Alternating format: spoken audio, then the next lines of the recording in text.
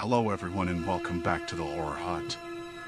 Before you drift off, it would be a nice idea if you could leave a comment to let me know where you are listening from. Please don't forget to give the video a like and subscribe to the channel.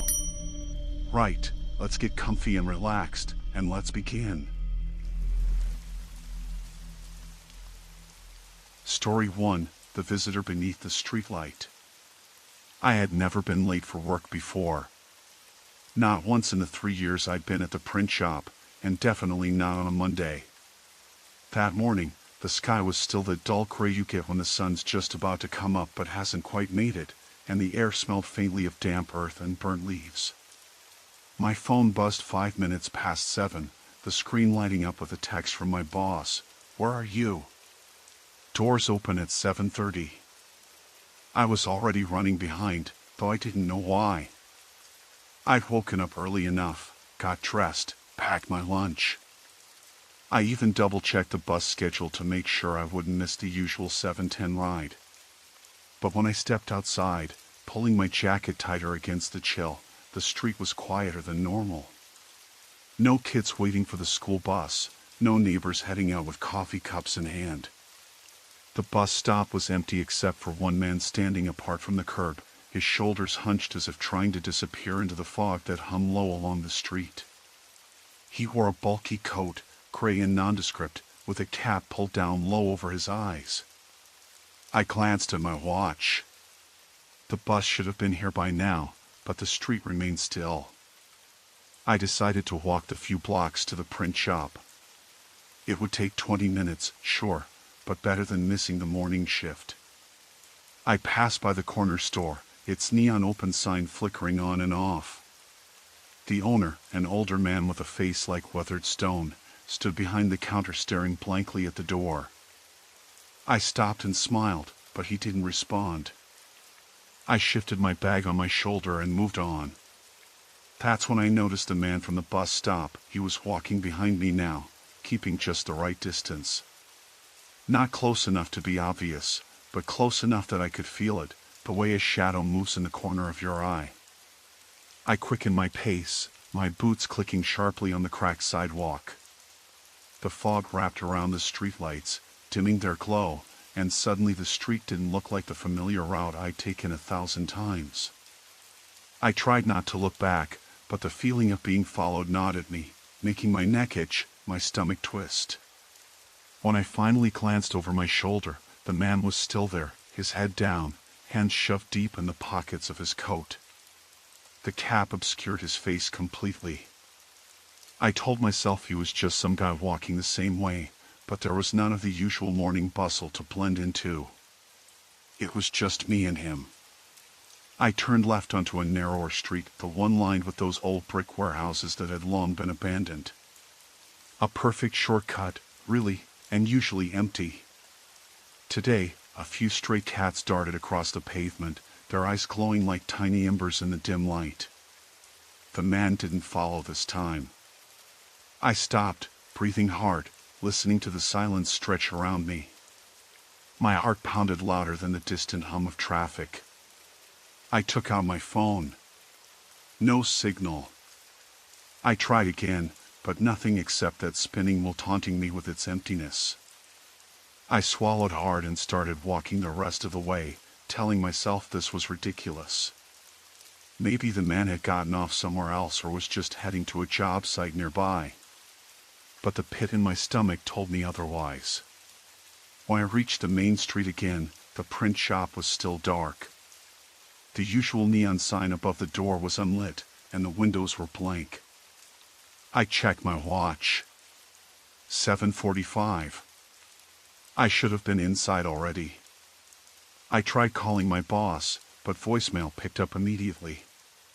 The hairs on my arms prickled as I noticed a car parked across the street, a black sedan, too shiny for the neighborhood, engine idling softly. I hadn't heard it arrive. I looked closer. The driver was a man, middle-aged, wearing a dark suit, his hands resting on the steering wheel as he stared straight ahead. There was nothing overtly threatening about him, but the way he sat, motionless, made me uneasy. He hadn't moved since I noticed him, and his windows were tinted too dark to see inside. I decided to cross the street, figuring maybe I could get the attention of the print shop's night janitor. The door was locked. I peered through the glass, scanning the dim interior. No sign of movement, just stacks of paper and printing equipment gathering dust by the morning light. I tapped on the glass. Nothing. Suddenly, the black sedan's engine revved quietly. The man inside looked over at me, and though I couldn't see his eyes, I felt his gaze. I stepped back instinctively. The car didn't move, but the driver's head stayed turned my way. It was like he was waiting for me to make a move.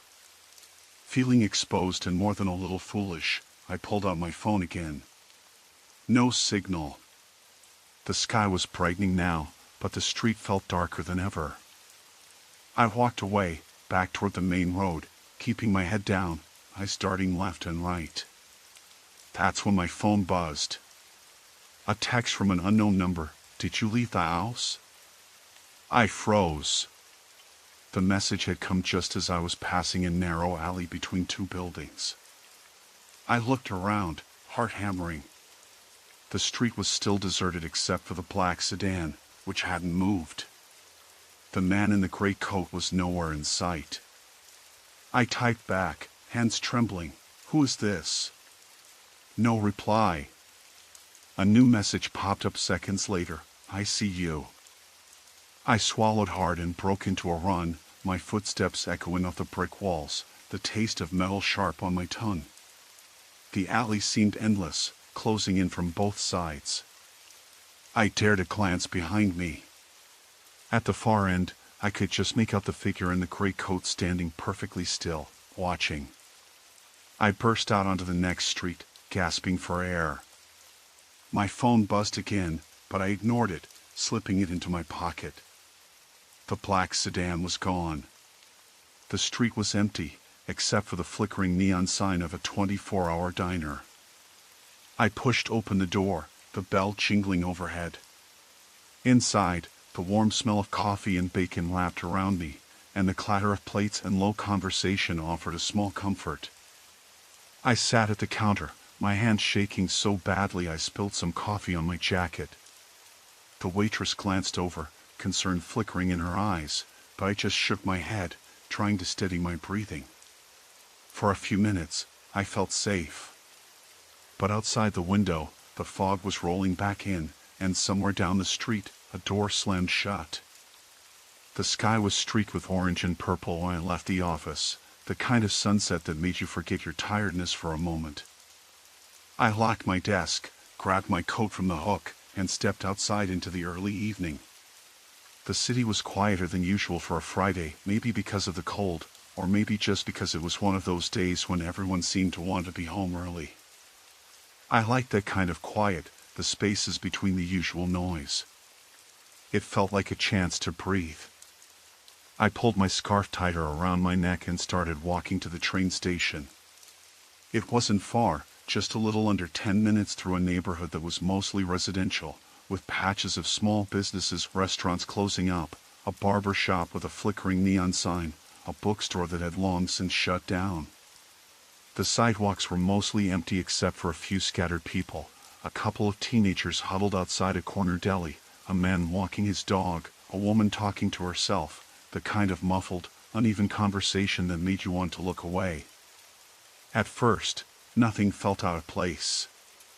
The streetlights came on one by one, their pools of yellow light cutting through the deepening shadows. A cool wind rustled the bare branches overhead, and somewhere down the street, a cat screeched twice before vanishing into an alley. I could hear my footsteps echo off the empty pavement.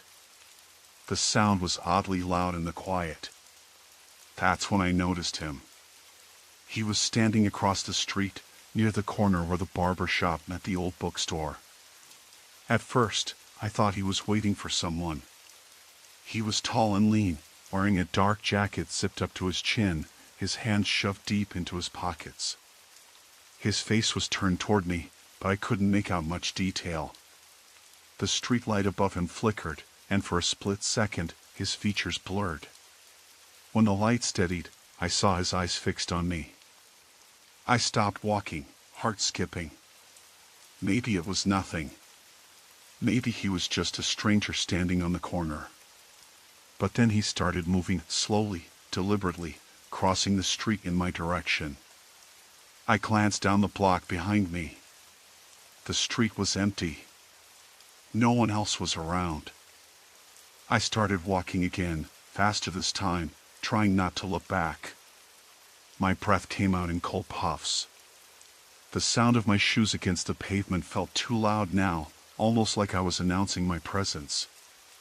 I told myself to stay calm, to keep it together. Maybe he was just out for a walk too. Maybe he was heading home. Maybe he didn't even notice me. But the way his eyes stayed on me, unwavering, told a different story. I could feel his gaze burning in my back as I turned onto the next street. The shadows seemed thicker here, darker between the cracks in the pavement and the overhanging branches. The air was colder, sharper. My phone vibrated in my pocket. I fished it out with trembling fingers, hoping it was a message from a friend or a call to distract me. It was just a notification from an app one barely used. I slid the screen off and shoved the phone back in. My footsteps quickened again. The train station was only a couple of blocks away, and the thought of strangers and empty streets and eyes that followed made my skin crawl. I didn't want to look back, but I couldn't help it. The man was closer now, his pace matching mine. I crossed the street and ducked into the shadow of a large oak tree, hoping to lose him in the darkness. He stopped. I held my breath. Then, after a long moment, I heard footsteps continuing down the sidewalk the opposite way. I waited, counting the seconds, until the sound finally faded. I let out a shaky breath and glanced up. The street was empty again. No sign of him. Relief washed over me, brief and brittle. I started walking toward the station again, but then a new worry settled in. What if I was wrong? What if he knew where I lived? What if this wasn't random? The thought made my legs feel like jelly. The train station was small, with a platform open to the night sky and a dimly lit waiting area with peeling paint and cracked windows. A few people were scattered on the benches, heads down, earbuds in, or staring blankly at their phones. I bought a ticket from the kiosk, trying to keep my hand steady as I swiped my card, and stepped onto the platform. The wind here was colder, whipping around the station like it wanted to push me off balance.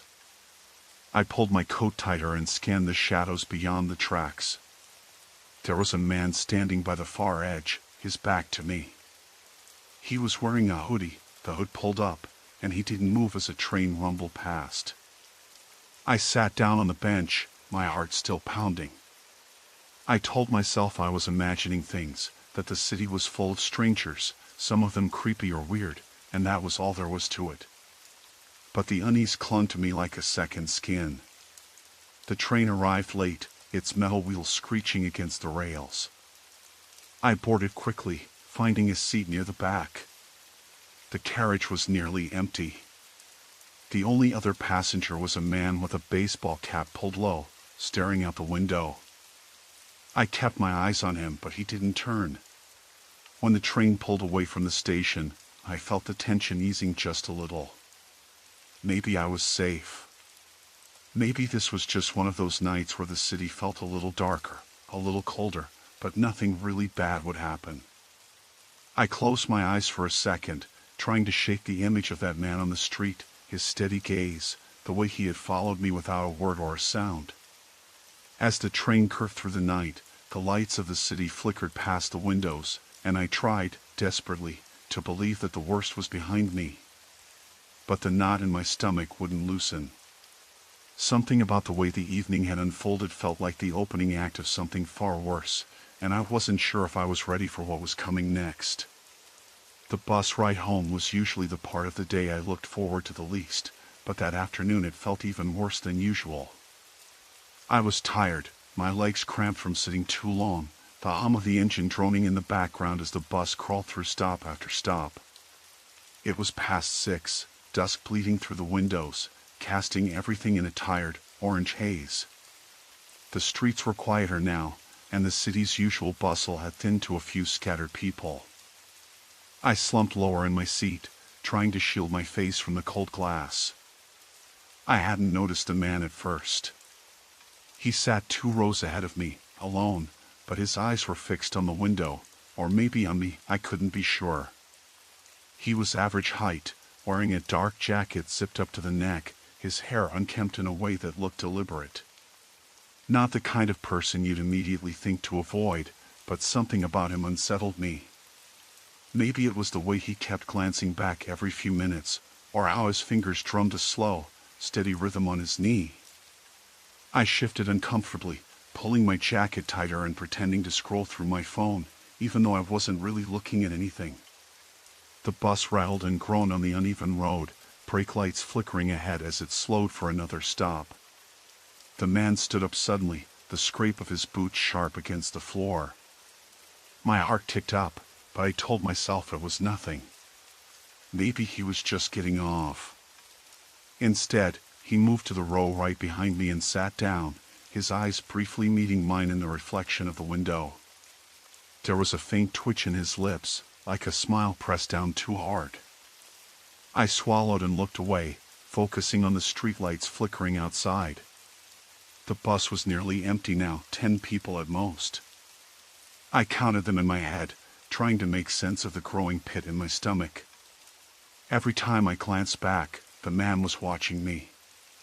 Not looking, not glancing, but watching. A cold, calculated stare that felt like it pierced through me. When the bus stopped at a barely lit intersection, he stood again. This time, he didn't move toward the exit.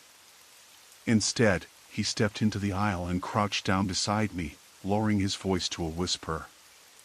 "Hey," he said, "you live near here?" My instinct was to say no, to pretend I didn't hear him. But my throat was dry and my hands clenched the edge of the seat, so instead I nodded, keeping my gaze fixed on the window. He straightened and smiled, but it wasn't friendly. "I always see you get on at the same stop, same time. You're pretty predictable." The bus jolted, and a spike of panic cut through me. I forced myself to look at him. His eyes were too close, too intense. The lights outside flickered again, shadows playing over his face. "Why are you talking to me?" I asked, voice barely above a whisper.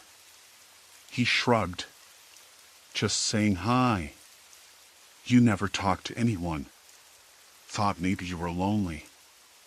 I swallowed hard and tried to slide away, but he shifted too, blocking the aisle.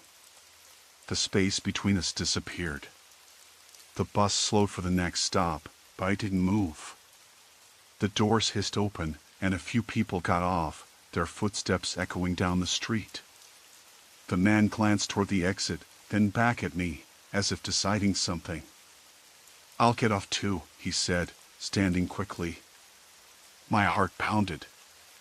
I looked at the stop sign outside, half a block from my apartment. Not far, but close enough to make my stomach twist. As he stood, I noticed his jacket was unzipped now, revealing a plain gray hoodie underneath. His hands were clenched at his sides. "Wait," I said, but the words caught in my throat. He caught my eye and smiled again, that slow, deliberate curl of his lips. "See you outside," he said and stepped toward the door.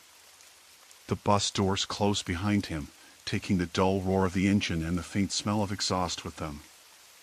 I stayed frozen in my seat, my breath catching in my chest, until the bus pulled away and left me alone.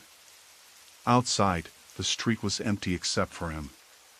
He was standing by the lamppost near the bus stop, hands in his pockets, head tilted as if he was waiting for something. I stayed on the sidewalk across the street, watching him. He didn't move when I started to cross, slowly, carefully, keeping my eyes on him.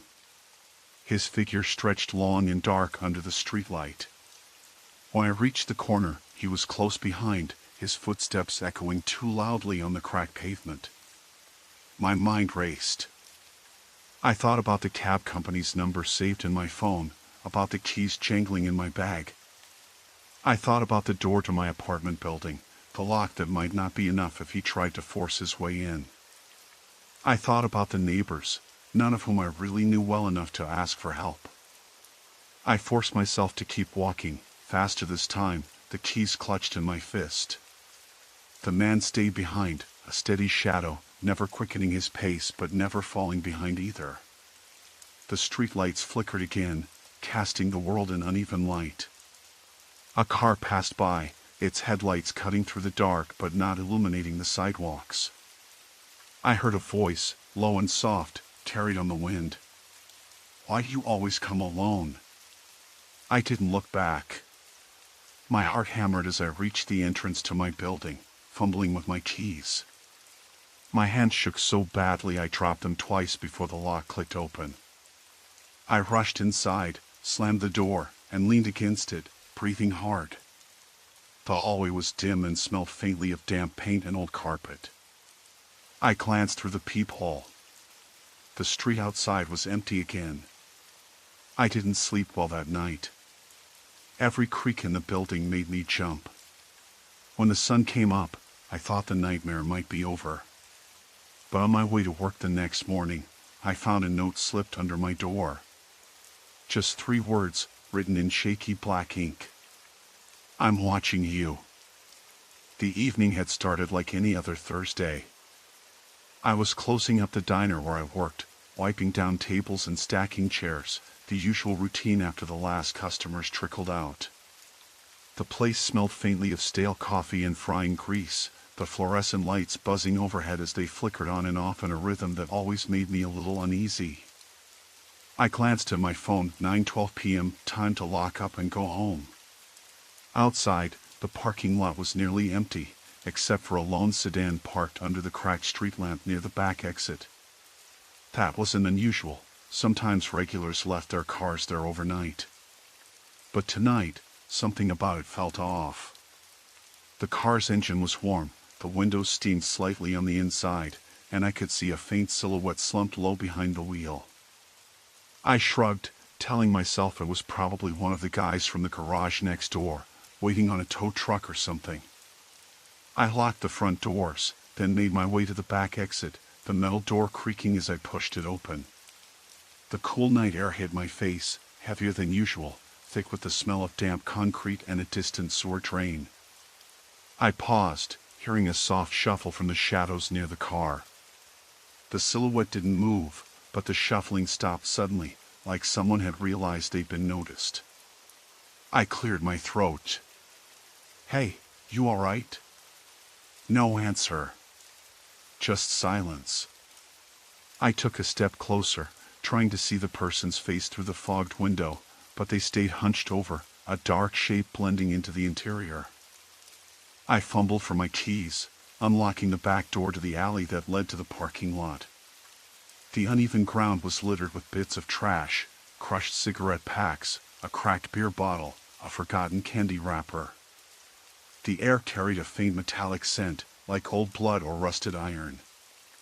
I called again, a little louder this time. "Hey! If you need help, I can call someone." Still nothing.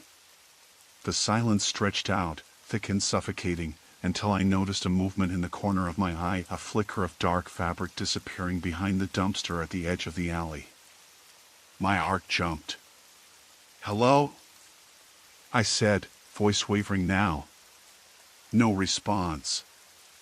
I felt the sudden urge to get back inside, to lock the door behind me. The hairs on my neck prickled, and the shadows around me seemed to close in tighter. I glanced back at the car. The engine was off now. The silhouette was gone. I stepped away from the car, heading toward the door, and that's when I heard it, the unmistakable sound of footsteps, slow and deliberate, coming from the far end of the alley behind the dumpster. They weren't light footsteps, they thudded, heavy, like someone stomping through dirt and discarded debris. I froze. The footsteps stopped. I held my breath, straining to listen, heart hammering in my chest like a frantic drum. Then a voice, low and rough, whispered from the shadows, "You shouldn't be out here alone." I swallowed hard, scanning the darkness. A figure emerged, stepping into the dim glow cast by the street lamp. He was tall, broad-shouldered, wearing a leather jacket and jeans, his face half hidden by a dark baseball cap.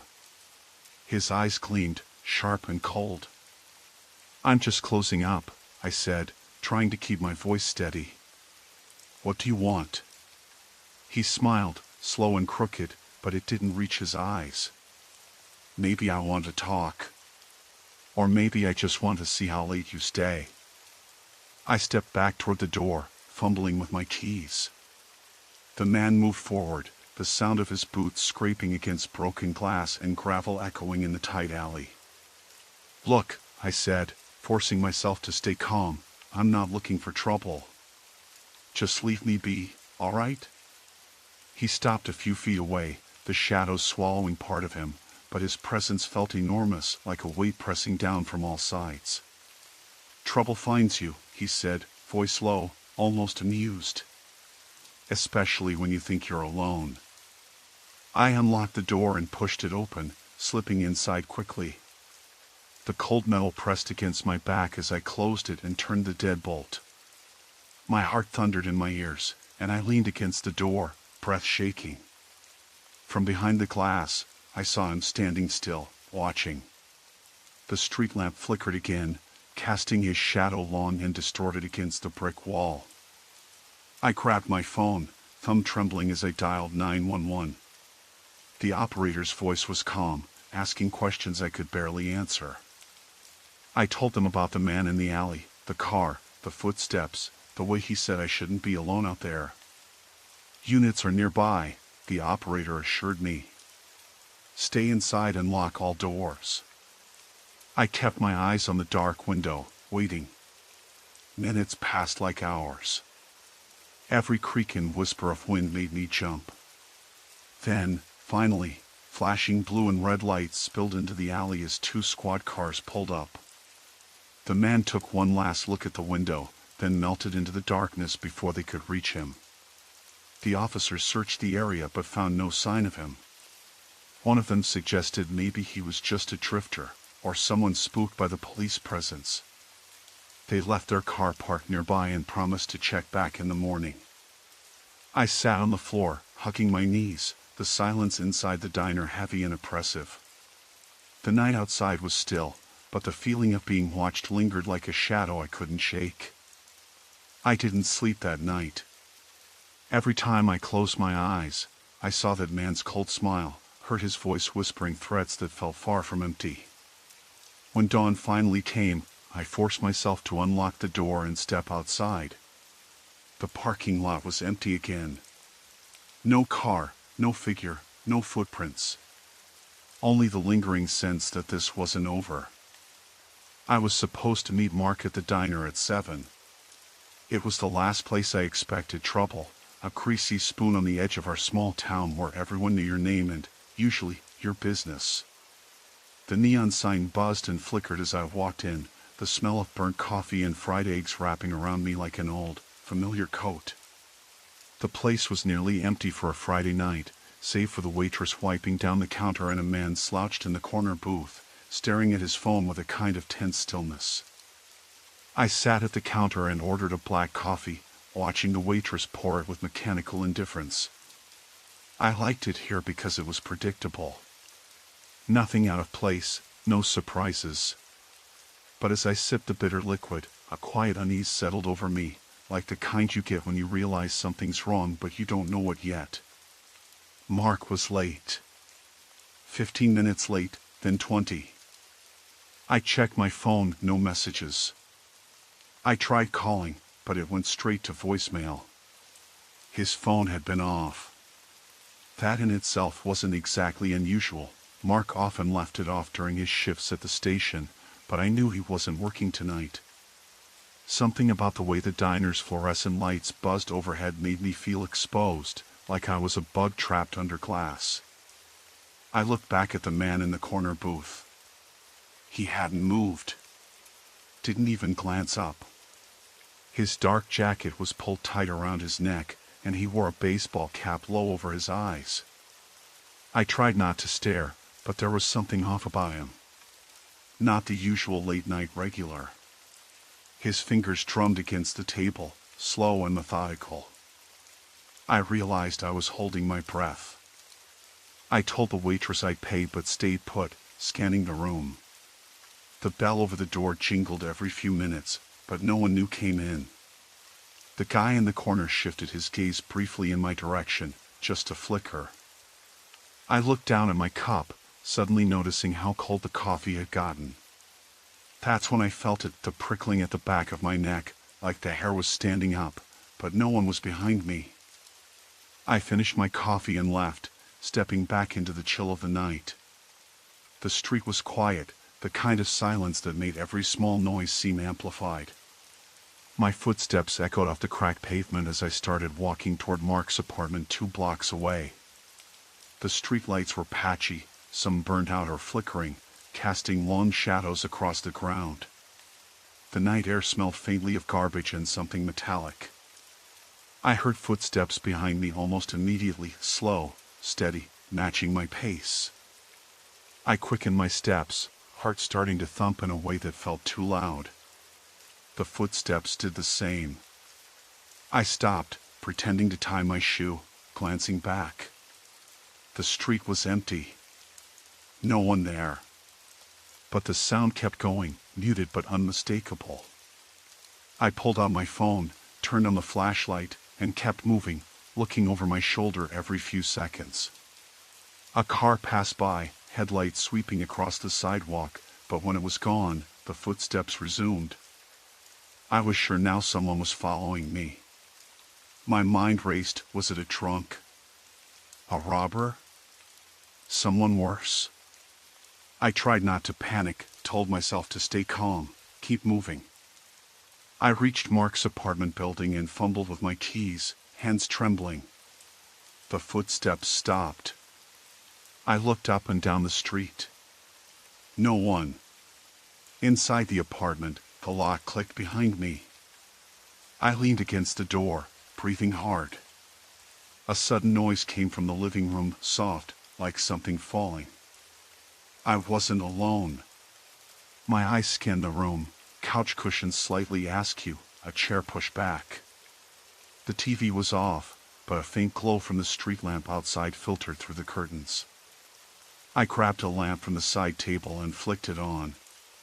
The light illuminated a pair of muddy footprints that hadn't been there earlier.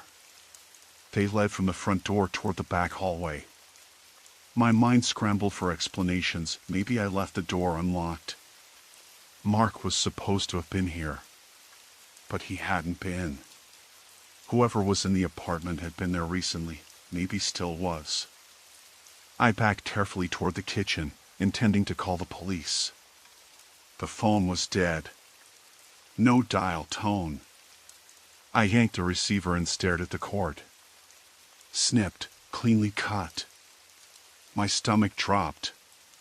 Someone had been here, preparing for this. Then I heard it, a soft creak from the bedroom door. A slow, deliberate movement. My breath caught. I stood frozen, lamp held out like a useless weapon. The door clicked open slowly, revealing nothing but darkness behind it. Mark? I whispered, voice cracking. No answer. I stepped forward, heart hammering, and flicked the light toward the empty room.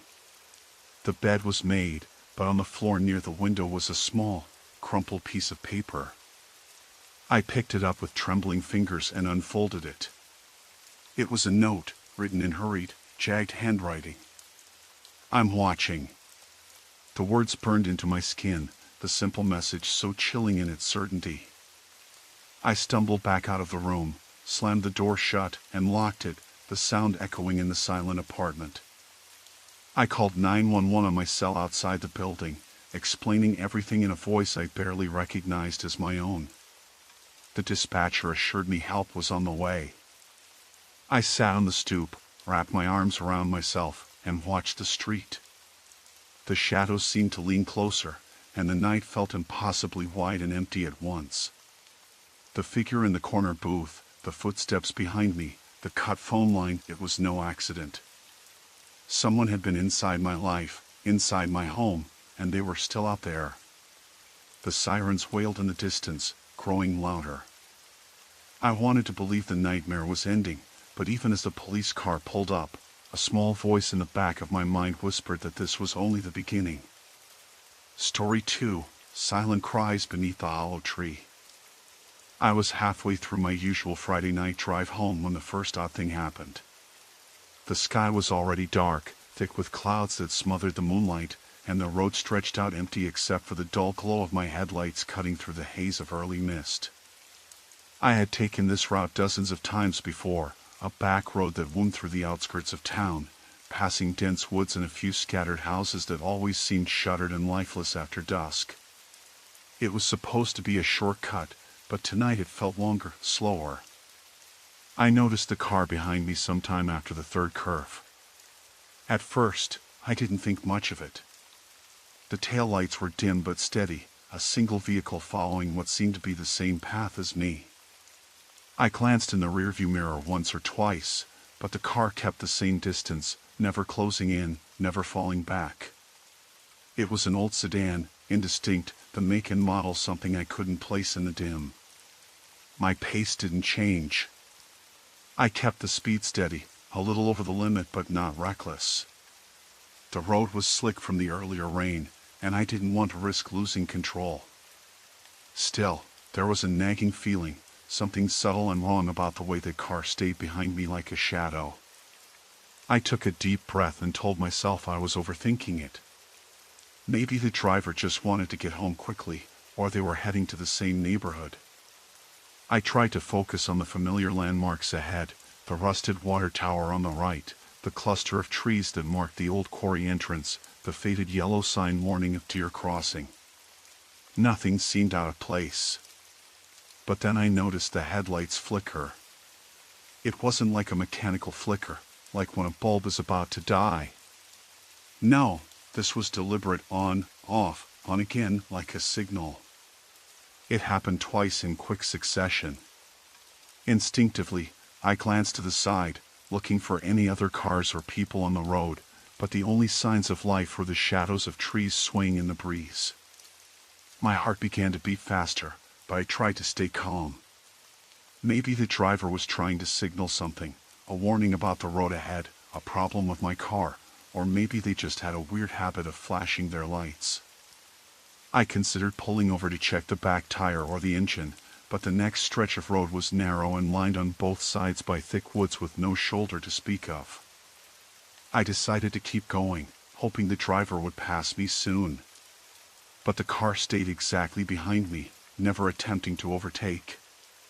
The headlights flickering stopped, but the steady red glow in the mirror was enough to remind me I wasn't alone. A few miles later, the road curved sharply around a bend, and I slowed down to take it safely. That's when I saw it, a man standing on the edge of the road, just past the curve. He was dressed in dark clothes, a hood pulled low over his face, and he stood too still, too perfectly still to be someone waiting for a ride or walking home.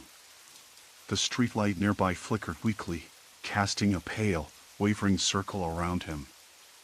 I barely had time to register him before the car behind me brake lights flared, and I instinctively pressed the accelerator, not wanting to stop. The man didn't move as I sped past him, but the feeling of being watched grew heavier, sinking into my skin. I checked the rearview mirror again. The sedan was gone. The relief was immediate but short-lived. I glanced at the side mirror and saw the same man now standing on the shoulder behind me, closer to the road this time. I slammed on the brakes. My heart slammed in my chest, the tires screeching on the wet asphalt. For a moment, he froze, as if surprised by my sudden stop. Then he raised his arm in a slow, deliberate wave. "Do you need help?" I called out, trying to keep my voice steady, though every instinct screamed at me to lock the doors and drive away. He didn't respond. Instead, his head shifted slightly, revealing pale skin and dark eyes that caught the dim light. He smiled, but there was no warmth in it. It was a slow, thin smile, more a smirk than anything else. I swallowed hard and leaned on the horn, hoping the noise would either startle him or attract attention from whoever might be nearby. The man took a step back, then turned and melted into the shadows of the trees. I sat in the car, gripping the steering wheel, breathing hard. The engine ticked in the silence as it cooled down. After a moment, I fumbled with the door lock and double-checked it. Every lock was secure. I started the engine again and glanced in the mirrors. Nothing. No car, no man. I told myself to get home, to not make a scene. The road back was only a few miles, and the neighborhood was well-lit and populated. I should have felt safe. But as I drove on, the headlights appeared again behind me, same dim glow, same steady distance. The man wasn't visible anymore, but the car was back. I tried to focus on the radio, flipping stations, hoping for distraction. Static, then a crackling voice reading the local news, nothing about missing persons or accidents. Just the usual weather warnings and traffic updates. Still, the feeling of eyes on me didn't fade. When I finally turned onto my street, a quiet cul-de-sac lined with modest houses and porch lights, the car remained behind me until I pulled into my driveway. I waited a moment, engine idling, then stepped out, keys clenched in my hand. The night air was cold and sharp, carrying the distant sounds of dogs barking and a lawn sprinkler cycling through its rounds. I looked down the street. No sign of the sedan. I hurried inside, locked the door behind me, and checked every window, every deadbolt. My hands trembled, the adrenaline ebbing slowly. I told myself it was probably just some guy lost in the neighborhood, maybe a loner or drifter, harmless enough. But I couldn't shake the vague dread that had settled over me, a slow knowing that something was wrong. And then I noticed a faint scrape on my driver's door handle. A thin, dark mark I hadn't seen before I left. I stood there, staring at it, heart sinking. That night, I didn't sleep. The house felt too quiet, too still, as if it was holding its breath. Outside, the wind whispered through the trees, and somewhere, a car's engine idled in the distance. I had never trusted the night shift. The way the world felt quieter, stretched thinner, like a sheet pulled tight over some hidden emptiness. It was always the hours between midnight and dawn that made me uneasy, but desperation had pushed me to the small, nondescript convenience store on 7th Avenue. I needed the extra money. The manager said it was easy work, just ringing up customers, restocking shelves, and making sure the security cameras were working. But that night, nothing about it was easy. The first few hours passed with the usual dullness, occasional customers, the hum of fluorescent lights overhead, the faint buzz of the vending machines by the entrance. I kept a sideways glance on the security monitors, half expecting to see someone lurking outside just to spook me, but everything looked normal. Parking lot deserted, street lights flickering on and off like they did every night. The air conditioning unit rattled against the back wall, a steady pulse that might have been comforting if I wasn't so keyed up. Around 2:30 a.m., a man walked in. He was middle-aged, about my height, wearing a dark hoodie zipped up to his chin, a baseball cap pulled low over his eyes. His face was pale where the light hit it, but I couldn't tell much else.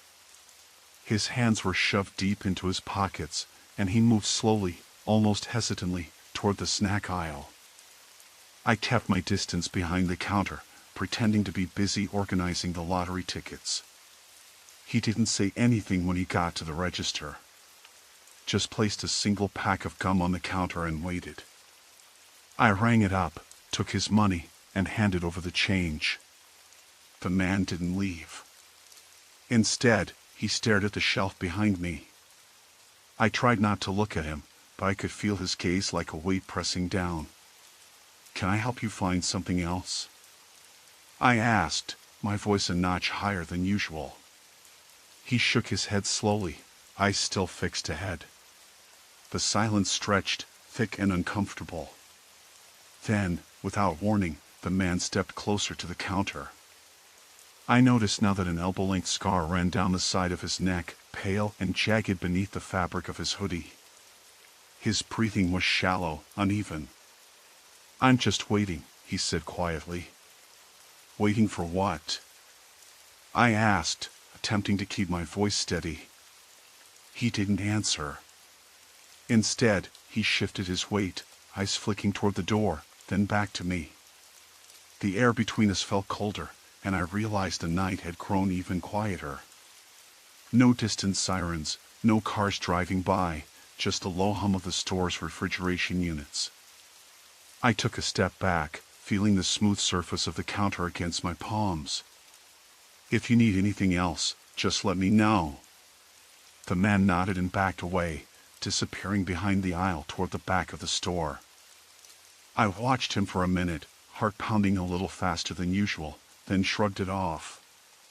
Maybe he was just a restless night owl like me. As the clock ticked toward 3:15 a.m., customers dwindled to nothing. I restocked the shelves near the back when I heard a soft noise from the front, metal scraping against concrete. I froze and listened.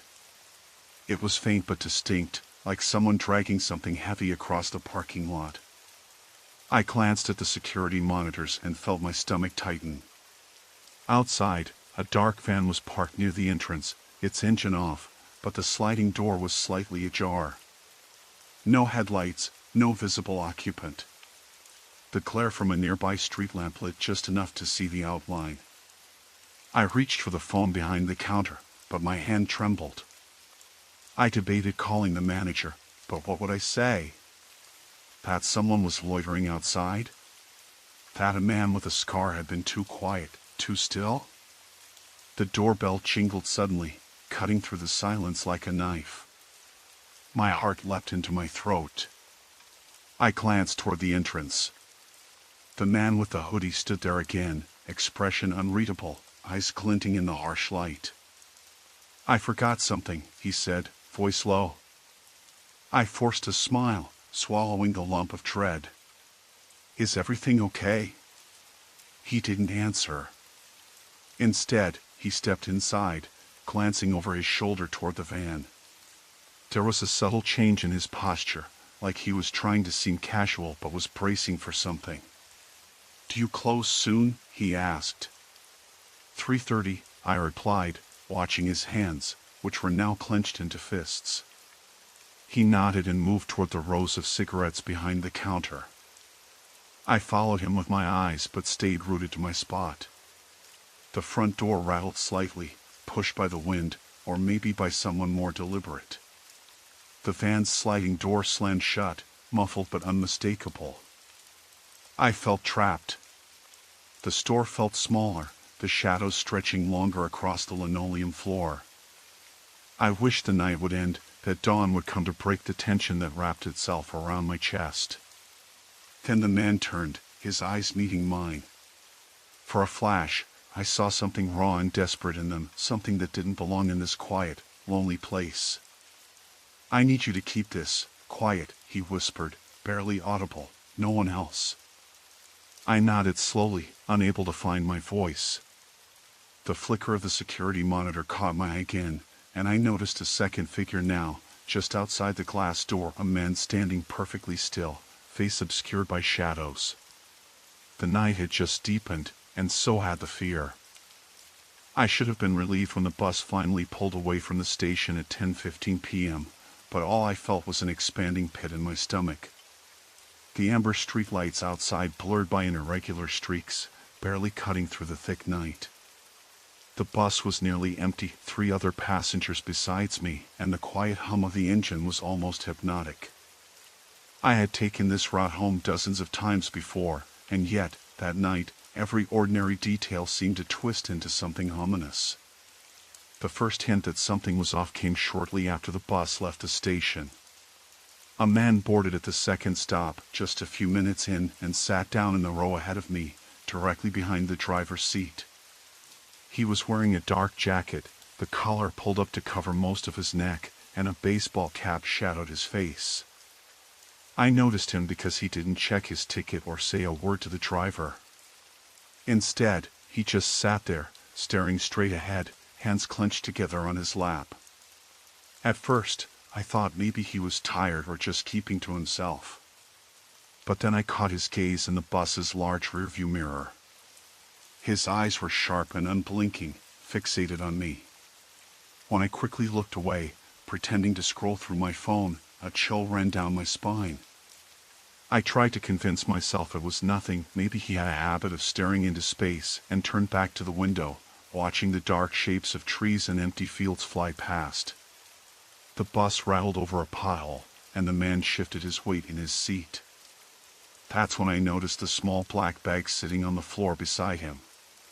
It was old, maybe leather, with worn edges, but it was packed too tightly, bulging in unnatural places. A hint of something metallic caught the dim light as he adjusted the bag, and my chest tightened.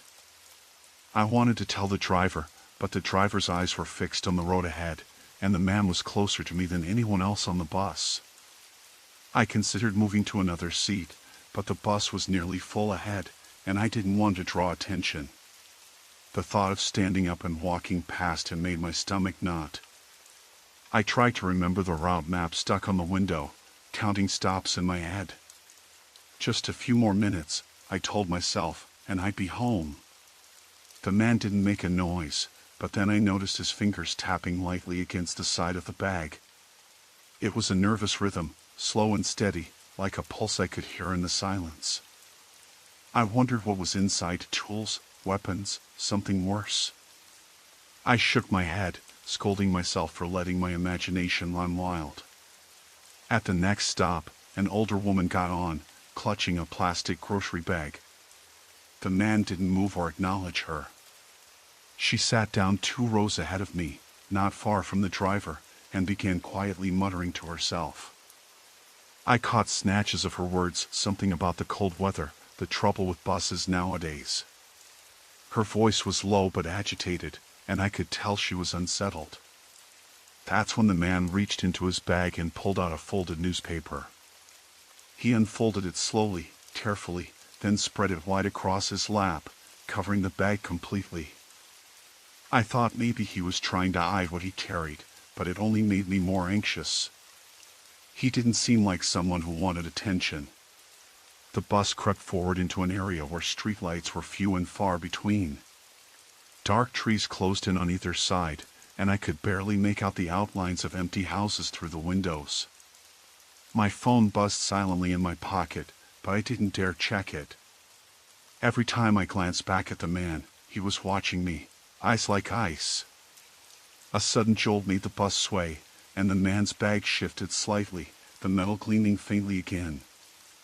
I swallowed hard, wishing I could disappear, wishing I had taken a taxi instead. I started to calculate how far the bus still had to go. The last stop wasn't far, maybe 10 minutes, but that time seemed endless. The driver announced the next stop with his usual monotone voice, and the man's head snapped up, his gaze harder now. He stood abruptly, newspaper dropping to the floor unnoticed. My heart pounded so loudly I was sure he could hear it. He moved toward the back exit door, the bag tucked under his arm.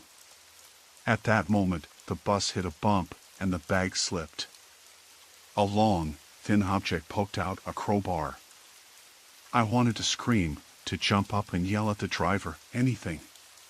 But the man's eyes caught mine, and in them, I saw a flicker of warning, a cold silent promise of trouble. The back door hissed open, and he was gone. The bus lurched back into motion, and the driver muttered something under his breath about late-night troublemakers.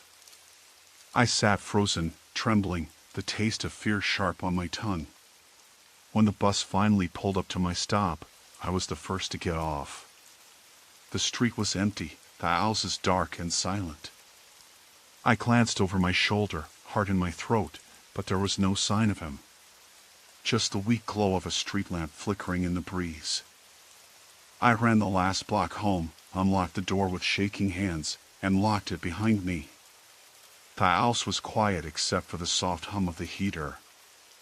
I checked the locks twice, every window, every bolt. Nothing was out of place. But I couldn't shake the feeling that he was still out there, waiting, watching, and that the bus wasn't the only place where he could find me. I hadn't planned on going back to the park that evening.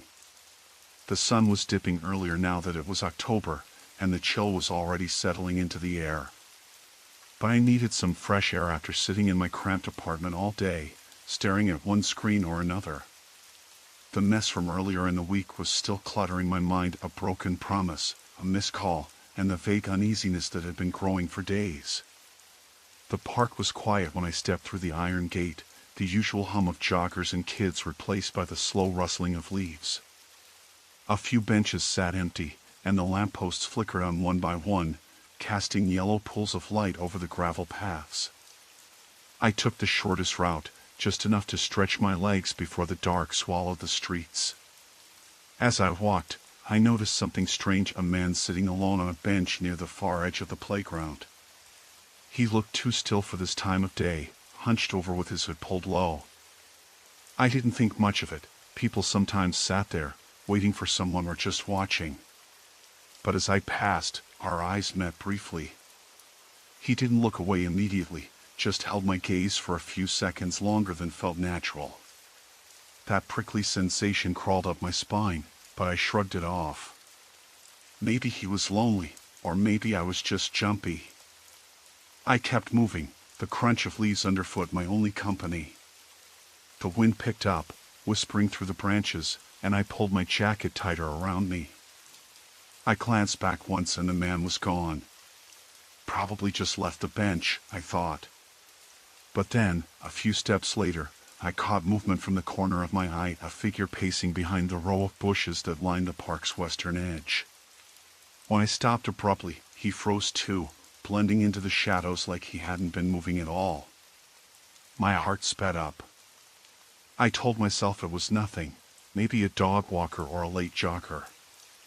Still, I quickened my pace. The path curved toward the exit, but the man from before appeared again, this time standing just ahead near a lamppost. His face was partially obscured, but I could see the low, cold look in his eyes. I hesitated, debating whether to cross the street and take the longer way home, but I was too tired to deal with detours. I tried to ignore him, focusing on the worn bricks beneath my feet. That's when I heard it, a soft, deliberate step behind me. Not hurried, but measured. Someone matching my pace. I stopped suddenly and spun around, but there was no one in sight. The street was empty except for the flickering lamppost and the rustling leaves. I waited a moment, my breath visible in the cold air, but no footsteps followed. Still uneasy, I pulled my phone out to check the time. 30 minutes had passed since I entered the park. I told myself I just had to get out, cross the street, and be home in a few minutes. The man on the bench, the figure behind the bushes, maybe they were separate people, or maybe none of it was as threatening as it felt. But the feeling wouldn't leave me. I broke into a brisk walk, my eyes scanning every shadow, every flicker of movement. The streetlights seemed dimmer now, casting long, uneven shadows. I passed a row of parked cars, their windows reflecting the empty road behind me. Then, just as I reached the intersection, I heard soft footsteps again, this time faster and closer. I glanced over my shoulder. A figure was there, partially hidden behind a tree. He leaned forward slightly, watching me. The streetlight caught his face for a split second. It was the man from the park. His expression was unreadable, but the intensity in his eyes was unmistakable. I swallowed hard and crossed the street quickly, only to hear footsteps matching mine on the other side. I dashed toward the corner store, the only place still open, hoping to lose whoever was tailing me in the soft glow of the fluorescent sign. Inside, the fluorescent lights buzzed softly, the aisles cramped and smell of cold coffee and stale chips thick in the air. The cashier, a tired-looking woman with dark circles under her eyes, glanced up without much interest. I grabbed a bottle of water, my fingers trembling, and watched the entrance nervously. Minutes passed. The door jingled as customers came and went, but I didn't see the man follow. I took a deep breath, trying to steady my racing heart. "I'm sorry to bother you," I said to the cashier, voice low. "Has anyone strange been hanging around outside?" She gave me a skeptical look. "It's a bad neighborhood." "Strange, just what we get." I nodded, not wanting to explain more. I paid quickly and slipped out the side door, which led to a narrower alley I hoped would be less visible. I moved fast, my steps echoing off the brick walls, scanning the shadows for any sign of him. The alley opened onto a side street, dim and nearly deserted. I risked a glance over my shoulder. No one. Relief flooded through me, but it was short-lived. As I turned the corner, the man stepped out from behind a parked van. His face was calm, too calm, and he said, "You shouldn't have left the park that way." My chest tightened. "What do you want?" He smiled, slow and unsettling. "Just to talk." I shook my head and started to back away, but he took a step forward. "Look, I'm not interested," I said, trying to sound firm. He raised his hands, almost apologetic. All right. Didn't mean to scare you."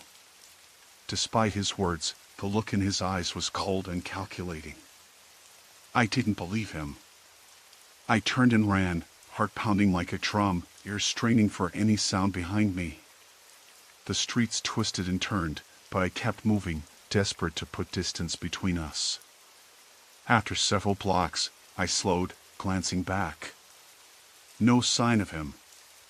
My legs ached, and my breath came in sharp bursts. I pulled out my phone and dialed a friend's number. "Hey, it's me," I said when they answered, voice shaking. "Can you come get me? I don't want to walk home." They promised to be there in 10 minutes. I found a well-lit cafe that was still open, sat near the window, and tried to calm myself. The man was out there somewhere, watching. The city had never felt so cold or empty. When my friend finally arrived, I slid into the passenger seat without a word, locking the door behind me. As we drove away, I kept my eyes on the rearview mirror, half expecting to see him standing on the curb, waiting. But there was nothing. Not this time. I didn't expect much when I left the coffee shop that afternoon. The sky was overcast and the drizzle made the pavement glisten, the way it always did in early October. The streets had the faint smell of wet leaves and cold asphalt, the kind of smell that sticks to your shoes if you walk long enough without shelter. I had my headphones in, the sound muffled but still clear enough to listen to the podcast I'd been following for weeks. It was about true crime, gruesome but oddly comforting in a distant way, like hearing about someone else's worst nightmare made my own seem manageable. I was halfway home, taking a shortcut through the park because it was supposed to cut 5 minutes off my walk, though in hindsight, it probably added 20. The park was nearly empty, just a few scattered joggers and the occasional dog walker. I saw a man up ahead, wearing a dark jacket and a baseball cap pulled low. He wasn't doing anything unusual, just walking the same trail, looking down at his phone. I thought nothing of it, except that he seemed to keep glancing over his shoulder, which felt a little off, but maybe he was just paranoid about something. As I passed a cluster of trees, the wind picked up, carrying with it the faint scent of gasoline. It caught me off guard. I looked around, but there was no car nearby, only the usual park benches and a bike rack. That smell didn't belong here. I tried to shake it off and focused on the path ahead.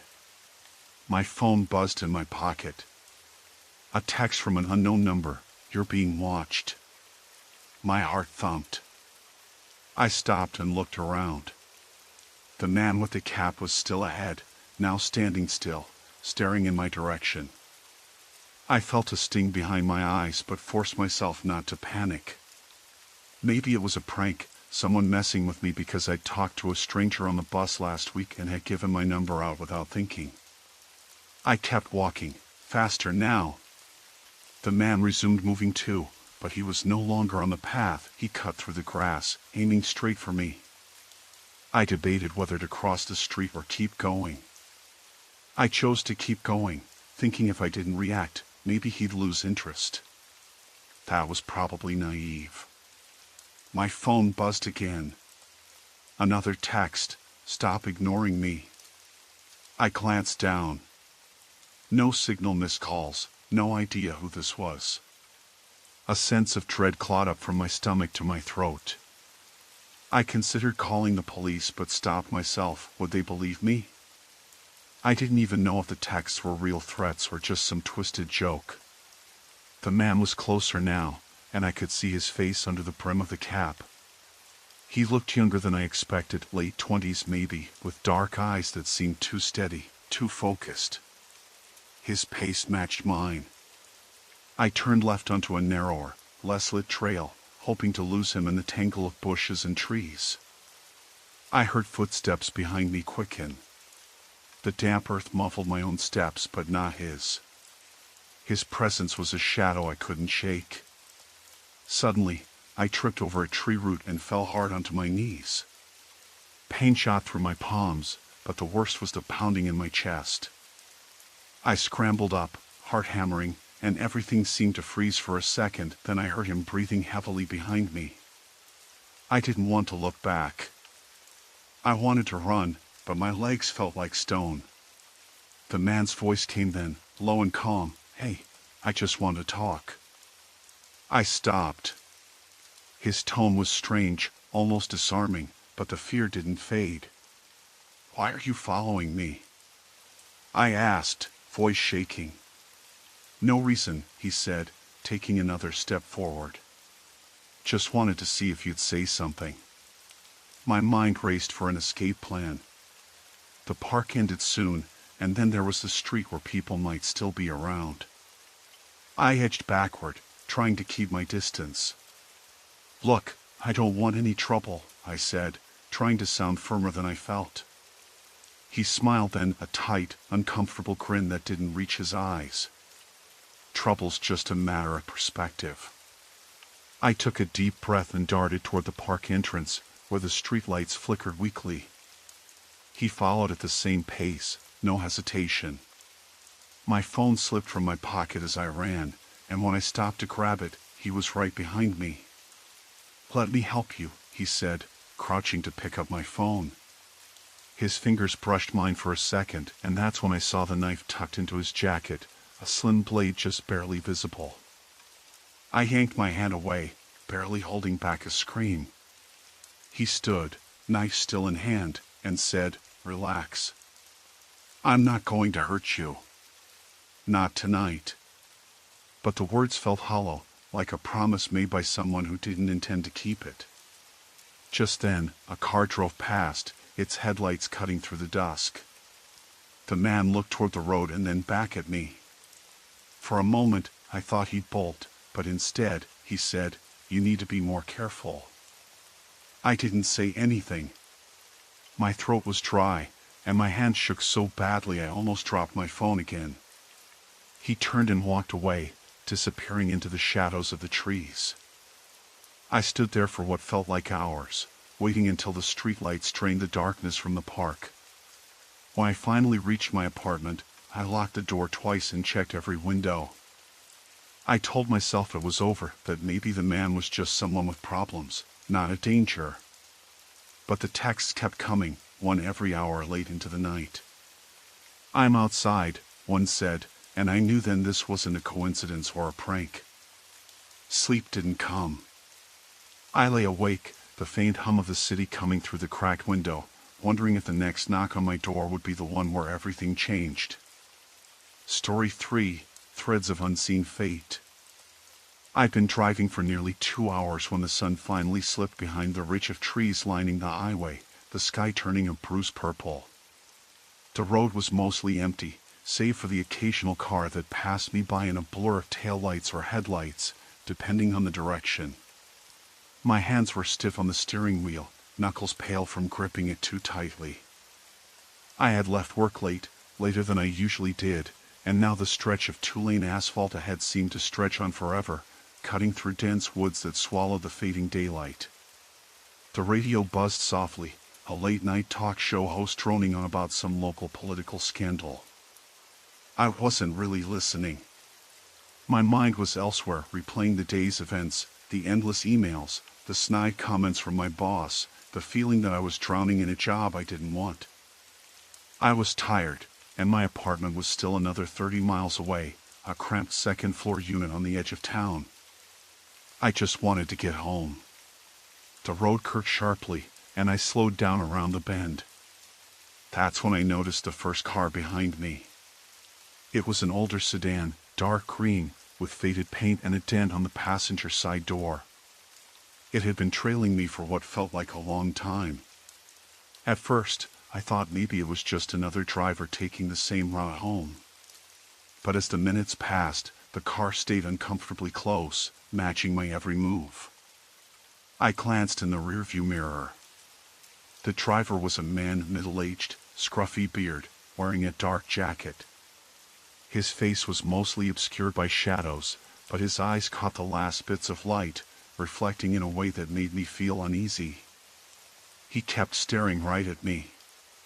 My heart rate quickened. I considered pulling over to let him pass, but the shoulder was narrow and lined with thick brush.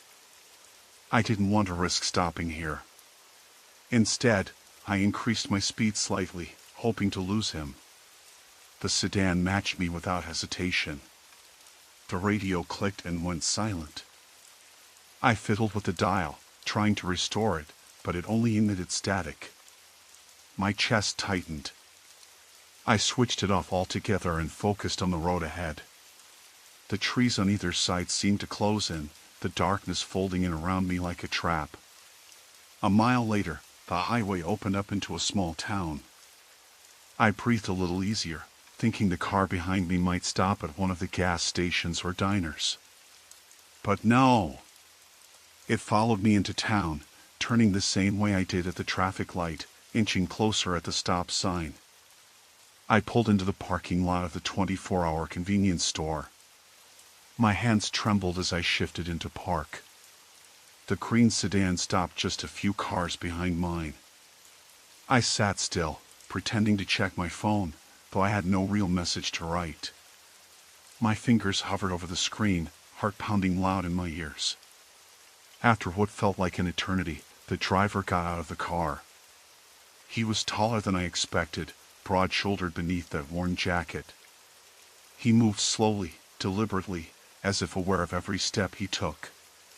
He didn't look around or seem to notice the cashier inside, just kept walking toward the store's entrance. I watched as he entered the automatic door, the bell chiming softly behind him. My mind scrambled for reasons why he'd follow me here, why he was inside the store now.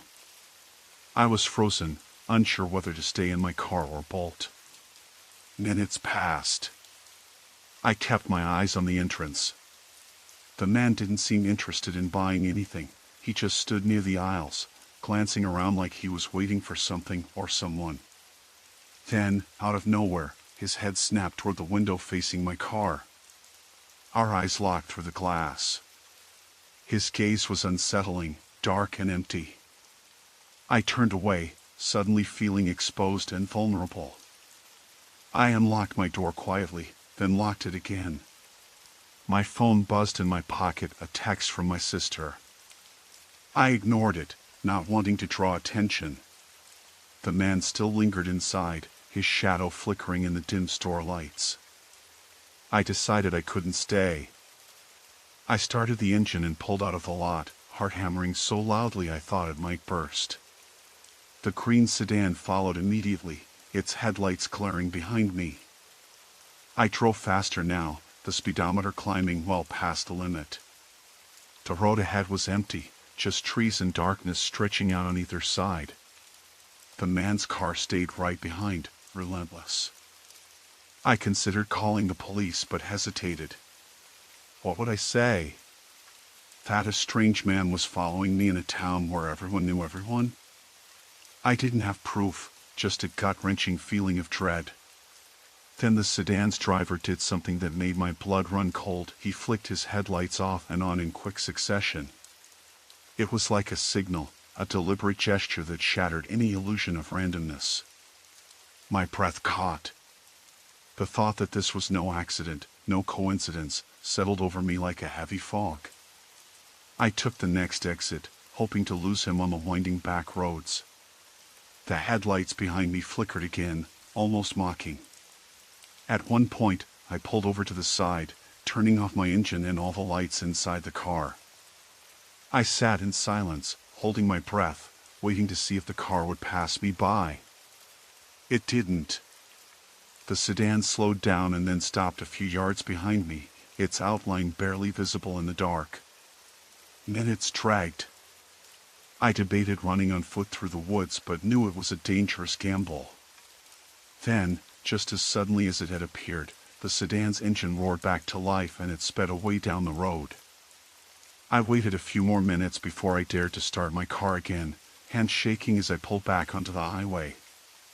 My phone had died somewhere along the way, the battery drained perhaps from the earlier use or the cold night air. I was alone, the road stretching ahead, and the weight of the night pressing in on every side. I didn't know who that man was, or why he'd been following me. But I knew one thing with terrifying certainty: he hadn't given up. And neither could I. I never thought I'd be the kind of person to check over my shoulder twice while walking home from the grocery store, but that night, something about the air had me twitchy. The sun had sunk behind the apartment blocks, and the street lamps flickered on one by one, casting pools of weak yellow light in the otherwise dim alleyways. I was hauling a plastic bag stuffed with food enough to get me through the next few days, and trying not to think about how late it was. The bus had stopped running an hour ago, and I couldn't afford a cab. I told myself I was being paranoid.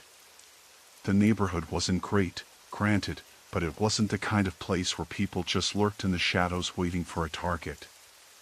Still, my footsteps felt too loud, echoing against the cracked pavement, and the silence seemed too thick. About halfway down the block, I caught movement across the street, a man leaning against the brick wall of a closed-down laundromat. He was wearing a dark hoodie, hands shoved deep in his pockets, head bent slightly as if watching something or me. I froze for a moment, trying to decide if I'd imagined it, but when I blinked, he was still there, his gaze locked on me. I shifted my grip on the bag, the plastic creaking loudly, and picked up my pace. The man didn't move. The streetlight above him sputtered, plunging him into shadow for a moment before flickering back on. I was halfway across the road, and as I crossed, our eyes met briefly. His were dull, unreadable, but there was a coldness in them that wasn't accidental. I told myself again it was nothing. Maybe he was just waiting for a friend or a ride. Or maybe he was homeless. I could barely afford to cover my own rent. The idea that someone was plotting something sinister was a luxury of the movies, not my real life.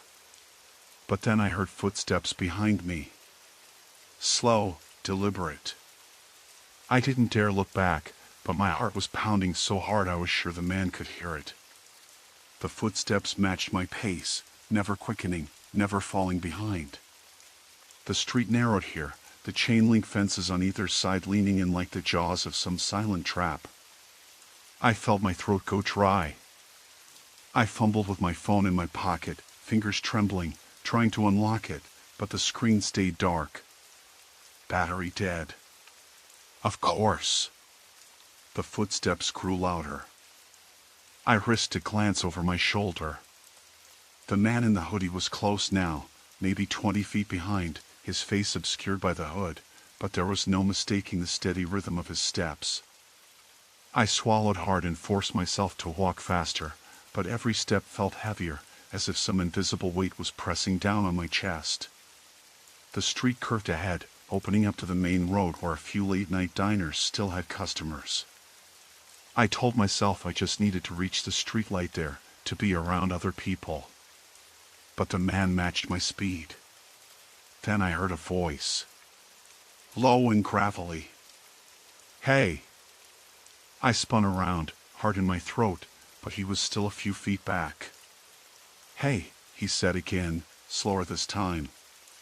"Can I help you?" I managed, trying to sound casual despite the panic rising in my chest. He took another step forward, hands still in his pockets. "You live around here?" I hesitated, then nodded. "Yeah. Just a few blocks away. Late night for groceries." "Yeah," I said, forcing a laugh. "Had to pick up a few things." He was quiet for a moment, then said, "You're walking all the way home?" I nodded again, trying to keep my voice steady. "You want me to walk with you?" His tone was casual, almost friendly, but there was an edge to it I couldn't place. "No, thanks. I'm fine." He shrugged. "Suit yourself." He turned and started to walk in the same direction, a few paces behind me. I quickened my step, heart thudding so hard I was sure he could hear it.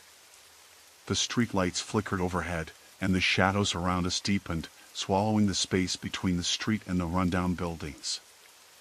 I kept glancing back, the man's silhouette barely visible but always there, just behind me.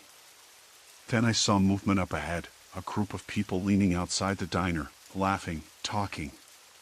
The relief hit me like a wave. I was almost there.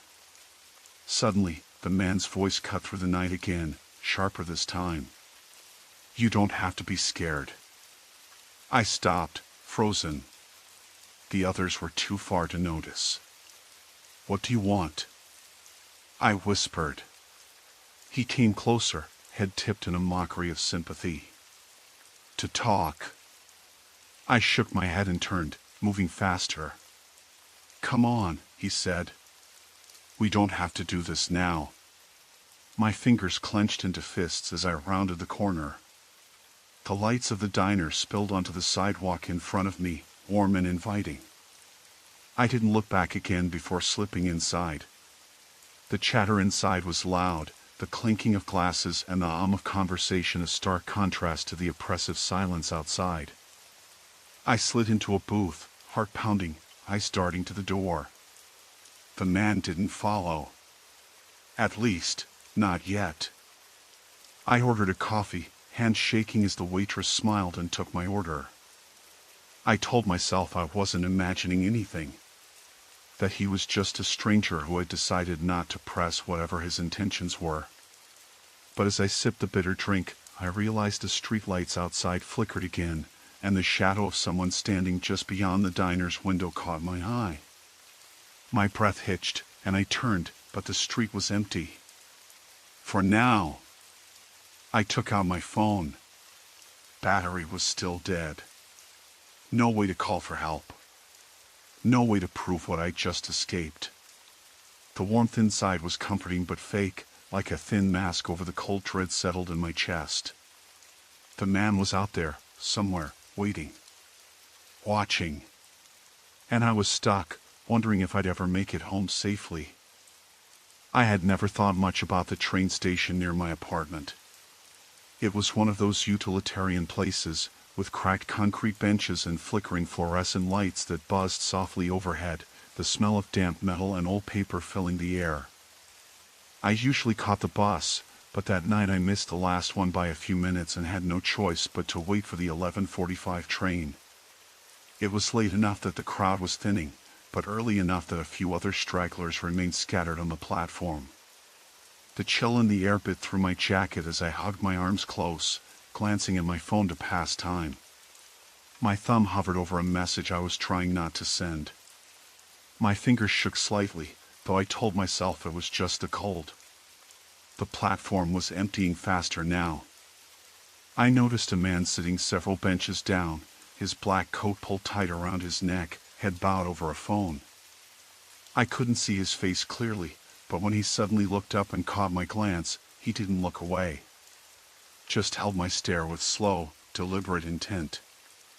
I shifted position, hoping to break whatever this was. My heart jumped a few beats when I felt the unmistakable sensation of being watched. There was nothing more than the faint clatter of distant trains and the occasional murmur of a commuter, but the station suddenly felt suffocatingly quiet. I looked back toward the man, but his seat was empty now. I hadn't heard him get up. The hair on the back of my neck prickled, and I started moving toward the small station kiosk where a young woman was stocking shelves. Her blonde hair was pulled back carelessly, and she glanced up as I approached, eyes curious but tired. "Hey," I said, forcing my voice to sound casual. "Did you see someone sitting over there? A guy in a black coat?" She shook her head. "No, not since a bit ago. It's slow now." Her eyes flicked to the dark entrance tunnel leading to the parking lot. "Kind of creepy out there, to be honest." I nodded, suddenly regretting that I'd left the bus stop. The thought of walking through the empty parking lot made my skin crawl, but I figured I'd wait for the train and then be on my way. The train arrived 15 minutes late, its brakes screeching as it pulled in. I stepped onto the car, finding a seat near the back where the overhead light was dimmer. The car smelled faintly of sweat and old leather seats, the windows smeared with fingerprints and condensation. I tried to focus on the pages of my book, but my mind kept drifting back to the platform. The man. The way he had stared. I glanced up when the doors hissed closed, blocking out the faint echo of the platform. Across from me sat an older man, his coat buttoned tight at the collar, a thin silver chain glinting around his neck. His skin was pale, almost waxy under the fluorescent lights, and his ice blue eyes seemed to pierce straight through me. He didn't look away when I met his gaze. Instead, a slow, almost imperceptible smile tugged at the corners of his thin lips. I swallowed hard and looked back down. The train lurched forward, a steady hum filling the air. I tried to calm my breathing, but my chest felt tight. After a few stops, the car emptied more. At the next station, a group of teenagers boarded, laughing loudly. Relief flooded me for a moment, but then I caught the older man's eyes again. He was watching me, unblinking. I turned toward the window, pretending to be absorbed by the city lights blurring past. A sudden noise, a soft tapping, made me glance down. The man had pulled out a small notebook and was flipping through pages, his fingers tracing words I couldn't see. The train rattled through a tunnel, swallowing us in darkness for a long stretch. I held my breath, counting the seconds until the light returned. When it did, the man was gone. My heart pounded. Had he gotten off? Or moved to another car? I debated moving, but something rooted me in place.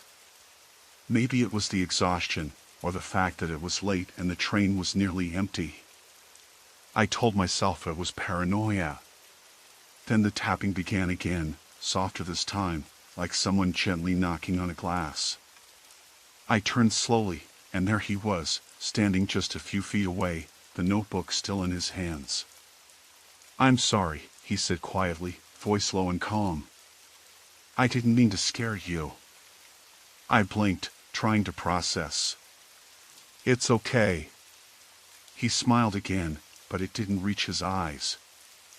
"I see you sometimes. Around the station. You're always alone."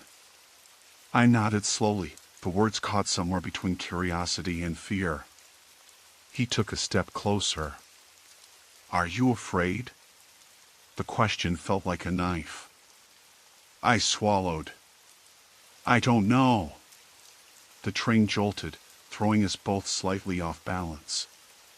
When it steadied, he was gone again. I kept my eyes on the door, waiting for him to come back. The rest of the journey was a blur of shadows and silence, my fingers clutching the edge of the seat so tightly they went numb. When I finally stepped off the train, the platform was deserted. The man was nowhere in sight. I walked fast, my breath leaving clouds in the cold night air, ears straining for any sound behind me. Halfway to my building, I heard footsteps, soft, deliberate. I spun around. Nothing. Just the quiet hum of the streetlights and the distant wail of a siren. I told myself to relax. Maybe it was just my imagination. But as I unlocked my door, I noticed a scrap of paper tucked under the doormat. Hands trembling, I pulled it free. In jagged handwriting, it read, "You look back." I dropped the note and pushed inside, locking the door behind me. The familiar creak of the hinges felt suddenly foreign, like a warning. I stayed awake the rest of the night, listening for any sound beyond the hum of my heater. The last thing I wanted was to be alone again.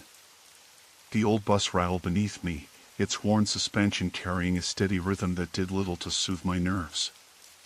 I sat near the back window, staring out at the dusk-stained sky, watching the city blur into a series of muted grays and dull oranges.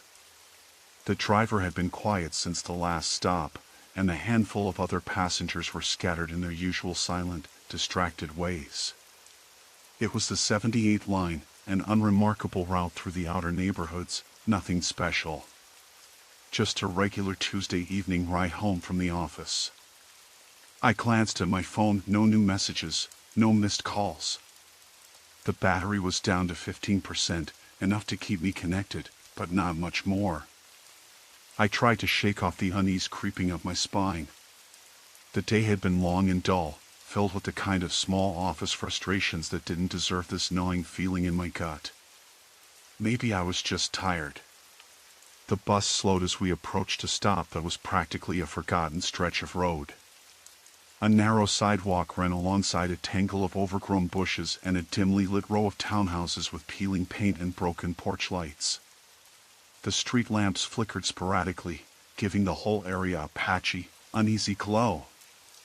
I had passed this stop dozens of times before, but tonight something felt different. A man stepped onto the bus. He was tall, thin, wearing a dark hoodie with the hood pulled up despite the mild weather. His face was partially shadowed, but I caught the flicker of pale skin and sharp cheekbones. He didn't glance around or make eye contact. Instead, his eyes seemed fixed on the floor as he shuffled down the aisle. He paused a few seats ahead of me, then hesitated, finally sliding into the seat directly in front of mine. The bus resumed its slow crawl down the street. I could hear the man's breathing, steady, but too quiet to be comforting. I told myself it was nothing. People were just tired or distracted. Maybe he was heading home, like me. But then I noticed the weighty bulge beneath his jacket, just by the side of his hip. It wasn't clearly defined, but something was there, pressed close to his body. I imagined a thick book, or maybe a heavy tool. My heart skipped. I tried not to look, but my eyes kept drifting back. The bus rumbled to the next stop. No one else got on. The man shifted in his seat, his movements deliberate. I could now hear the faint scrape of metal against fabric, a dull, intermittent sound. The air in the bus seemed to thicken, the stale, recycled smell of sweat and exhaust suddenly suffocating. I reached for my phone, fingers trembling. My battery warning popped up, flashing red at me. I debated calling someone, but what could I say? There was no clear threat, just a man sitting quietly in front of me. I tried to steady my breathing, to focus on the passing streetlights, on the occasional crackling static over the bus's PA system.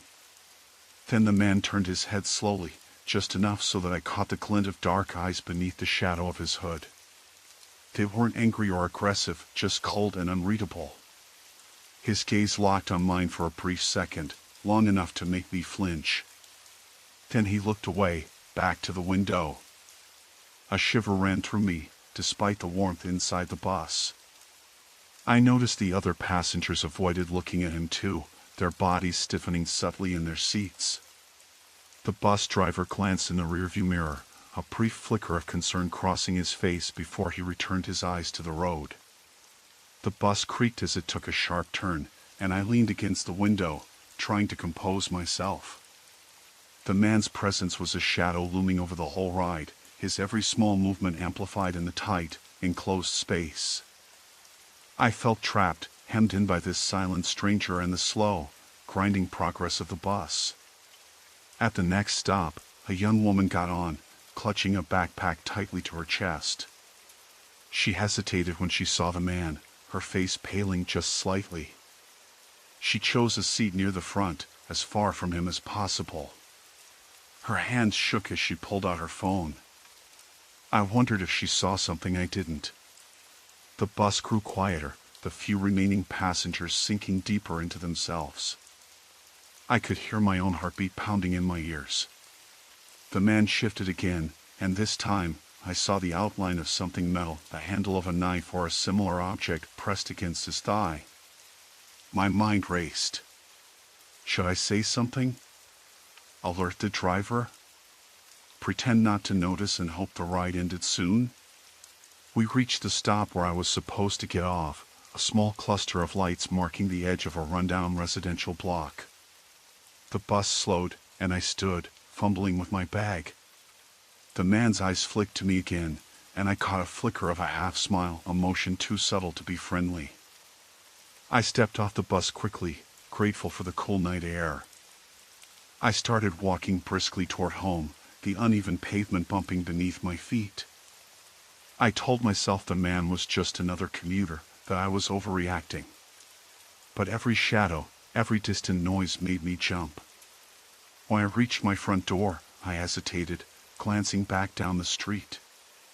Nothing moved. No sign of a man. I locked the door behind me, the click echoing too loudly in the quiet hallway. Safe, for now. But the memory of those cold eyes stayed with me, a lingering weight that made the night feel far too long. I was never good at reading people. Maybe that's why I didn't notice when the man started following me after I left the grocery store that evening. I remember the sky was a dull shade of gray, the sun already hidden behind thick clouds, and the air had that heavy, damp smell that sticks to your skin after a day of drizzle. I had a cracked grocery bag in one hand and my phone in the other, scrolling through a playlist to pass the time on the walk home. The neighborhood wasn't busy. Most people were inside, either cooking dinner or watching TV. The streetlights flickered sporadically, some burned out from the last storm, leaving patches of uneven light that made shadows hug the cracked pavement. I usually liked walking in silence, it helped me unwind, but tonight, a restless feeling had settled in my chest, even before I noticed the man behind me. At first, I thought he was just another pedestrian, the kind of person whose footsteps echo in the quiet streets. But something about the way his pace matched mine, step for step, was off. I glanced over my shoulder, pretending to check for cars, and saw him wearing a dark jacket, his face hidden under the hood. He kept his head down, but when he noticed me looking, he slowed slightly, as if gauging my reaction. I tightened my grip on the grocery bag and shifted the phone to my pocket. The street was lined with old houses, many with thick hedges and boarded-up windows. The last few blocks to my apartment were the worst. The streetlights were sparse, and the sidewalks cracked and uneven. I tried to convince myself that I was just being paranoid. Maybe he was heading the same way, or maybe he was out on a walk like I was. I took a turn onto a narrower street, hoping to lose him among the twisting corners. The wind picked up, carrying with it the scent of damp leaves and something faintly metallic, like rusted iron. My footsteps quickened, the heel of my shoe clicking sharply against the sidewalk. I heard him adjust his pace too, the soft scrape of his shoes matching mine again. My heart thudded louder now, but I told myself to stay calm, panicking wouldn't help. I ducked into a small park with a gravel path cutting through it, the bare branches of the trees swaying and creaking overhead. There were a few benches scattered, but no one else was around. The man didn't follow me in, stopping at the entrance and watching. I took a deep breath and tried to think. I could call someone, but the battery on my phone was low, and I hated the idea of looking vulnerable. I bent down to tie my shoelace, hoping he would take that moment to move on. Instead, the sound of his footsteps approaching sent a jolt through me. He came around the corner, head still lowered, but now I could see his face, pale, with sharp features and tired eyes that didn't blink as much as they should have. I stood up quickly, ready to bolt, but he held up a hand. "Wait," he said, voice low and steady. "I'm sorry for scaring you." His words hung in the cold air, but I felt no relief. Instead, a wave of confusion and unease crept over me. "Why are you following me?" I asked, trying to keep my voice steady. "I wasn't following you," he said, though the timing made that impossible. "I'm new here, just moved into the neighborhood. I saw you and wanted to ask for directions." His eyes darted nervously to the street behind me, then back. "I'm not dangerous." I wanted to believe him, but there was something about the way he spoke, too rehearsed, too careful. I glanced around, but the park was deserted, shadows pooling between the trees. My mind raced through every article I'd ever read about kidnappings, assaults, people disappearing without a trace. "I don't need directions," I said flatly, stepping back toward the park exit. He moved with me, his pace steady, not hurried but relentless. "Look, I get it," he said. "You don't know me. But I'm not here to hurt anyone. The gravel crunched loudly as he stopped abruptly, and I nearly jumped. I turned to face him, hands balled into fists at my sides. "Why are you really here?" I asked. He hesitated, then reached into his jacket pocket. My breath caught in my throat. I expected a weapon, but instead, he pulled out a folded piece of paper and handed it to me. "This is my address," he said, voice softer now. "If you ever want to talk, or if you feel like you need help, come find me. I'm off the grid, but I'm not a threat." I unfolded the paper with trembling fingers. The handwriting was neat, almost childlike, and the address led to a dilapidated cabin a few miles outside the city. I looked up, confusion mixing with lingering fear. "Why give me your address?" I asked. He shrugged, the movement slow and deliberate. "Because sometimes, people need someone who's not part of the usual world. Someone who listens." Before I could respond, a loud shout echoed from the street behind him.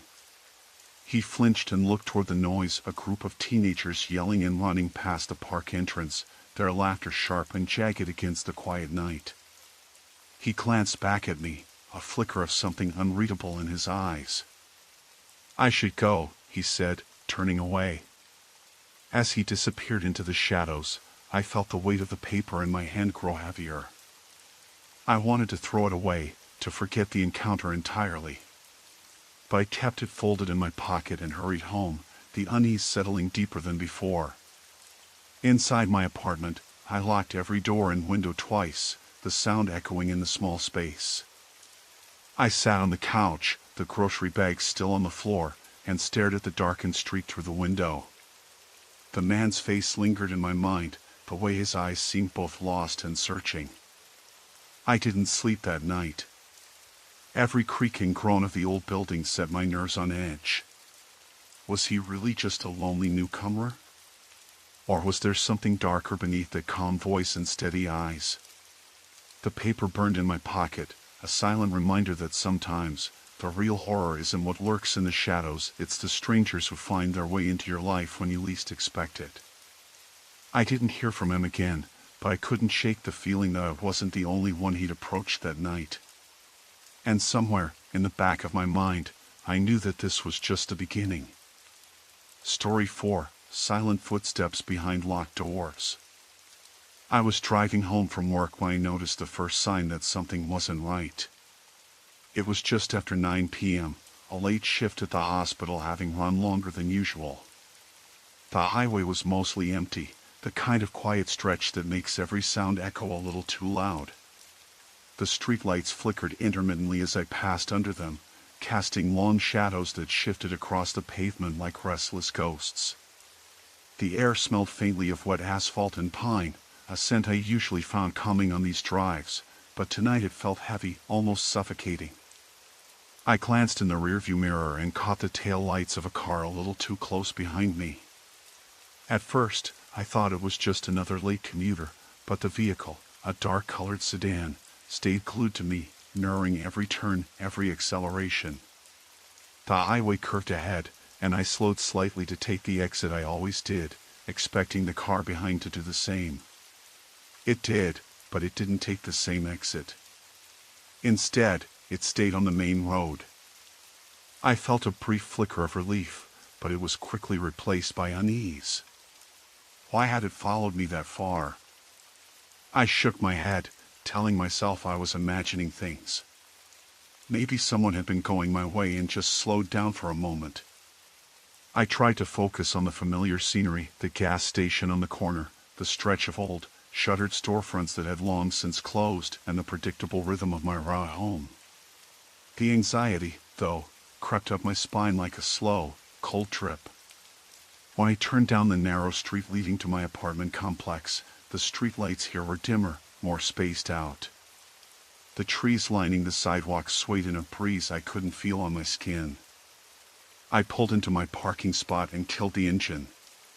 The street was empty except for a few other cars parked haphazardly along the curb. The darkness here felt thicker, more impenetrable. As I reached for my keys, I noticed a figure standing under the street lamp a little ways down the block.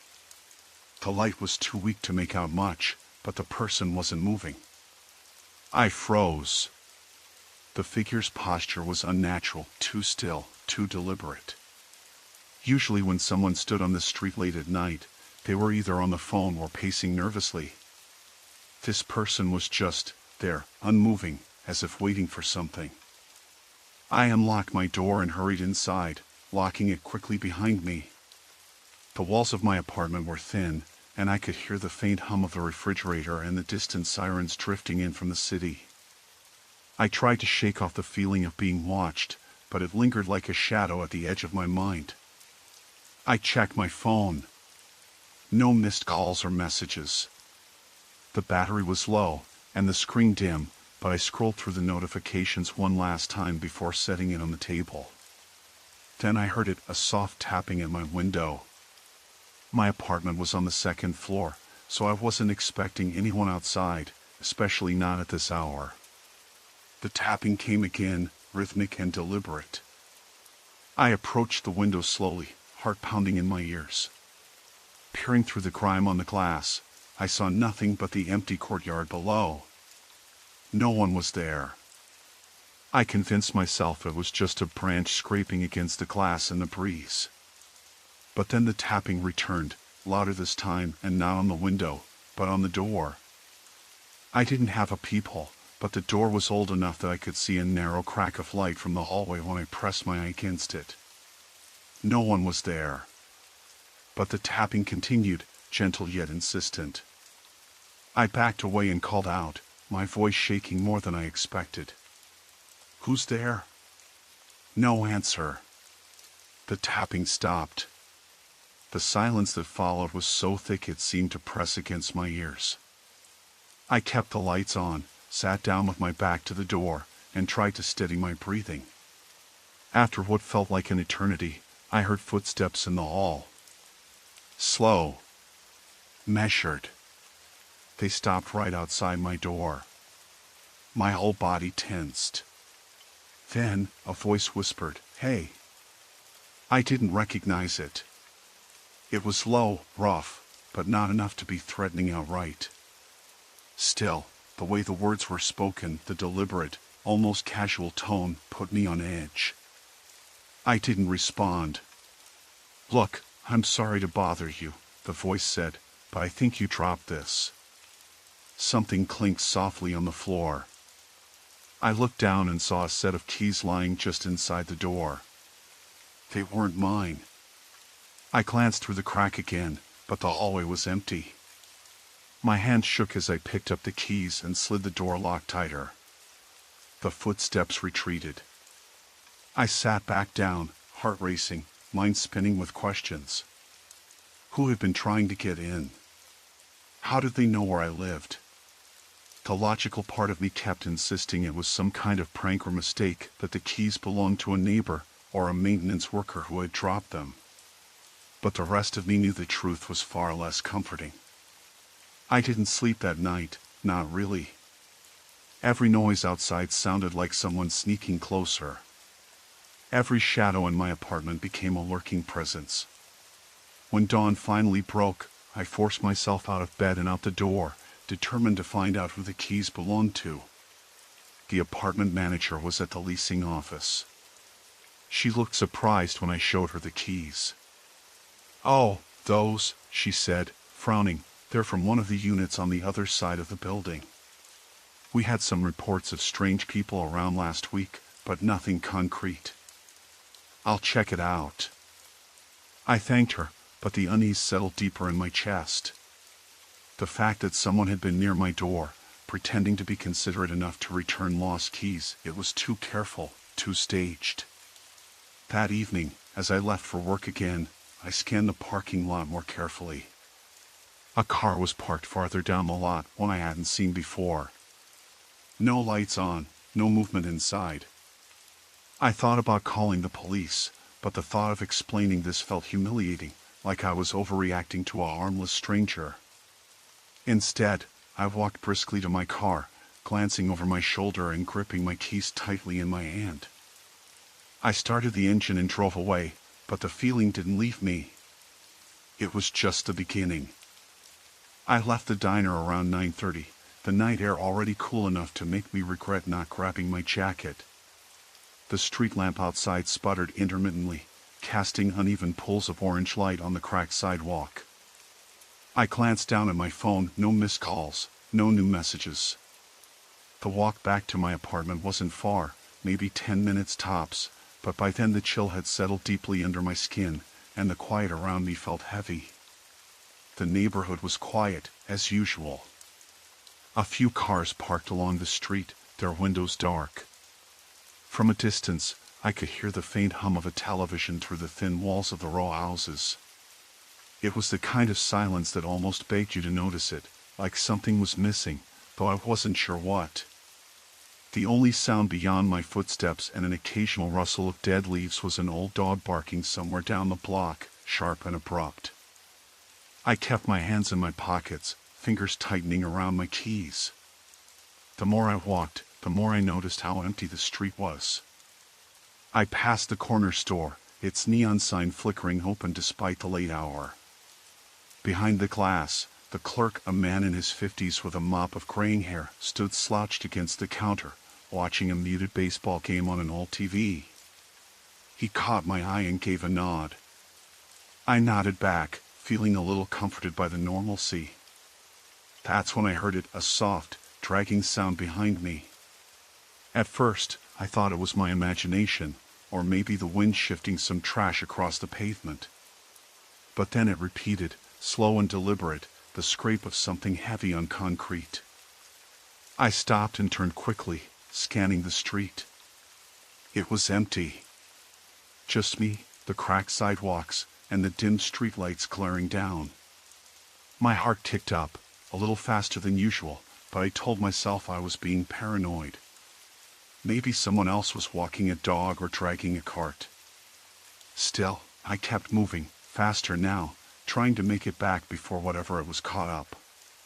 The street curved ahead, and as I rounded the corner, I caught sight of a figure leaning against a lamppost, half shrouded in shadow. I hadn't noticed him before. He was tall, wearing a dark hoodie pulled low over his forehead, face mostly hidden. I stopped dead, the scrape sound now a faint echo behind me, but enough to make me glance over my shoulder again. The man didn't move. He just watched. I could feel his eyes on me, cold and unblinking. The air felt thicker. My breathing got shallow, and I told myself to keep calm, keep moving. But as I started walking, slower this time, the man stepped off the curb and began to follow me. I didn't want to look back again, but the scrape came back, louder now, a deliberate sound that matched my pace.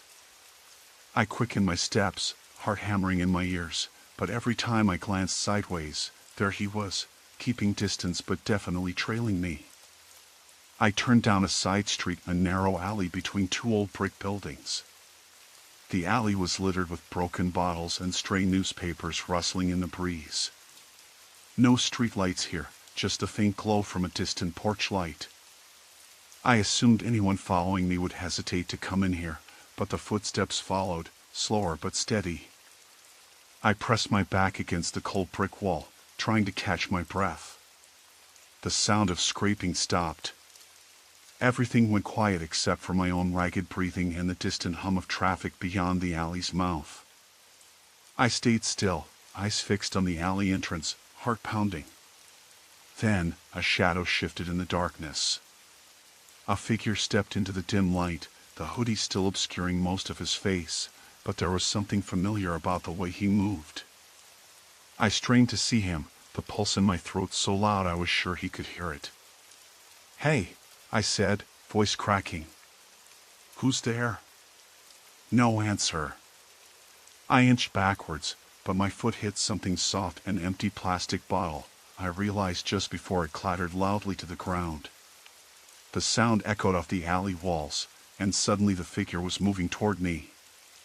I turned and ran, the scrape of his footsteps chasing me as I sprinted out of the alley and onto the main street. My lungs burned, and all I could do was keep moving. I didn't know where to go, but the thought of reaching my apartment was the only thing pushing me forward. I didn't dare look back again. The street was still dark, the street lamps flickering. I kept my keys ready in my hand, fingers curling tightly around the cold metal. Then, just as suddenly as it started, the footsteps stopped. I slowed down cautiously, trying to listen. No sound behind me. No sign of a man. I ducked into a small 24-hour laundromat just before my building, the fluorescent lights inside harsh and artificial after the dark streets.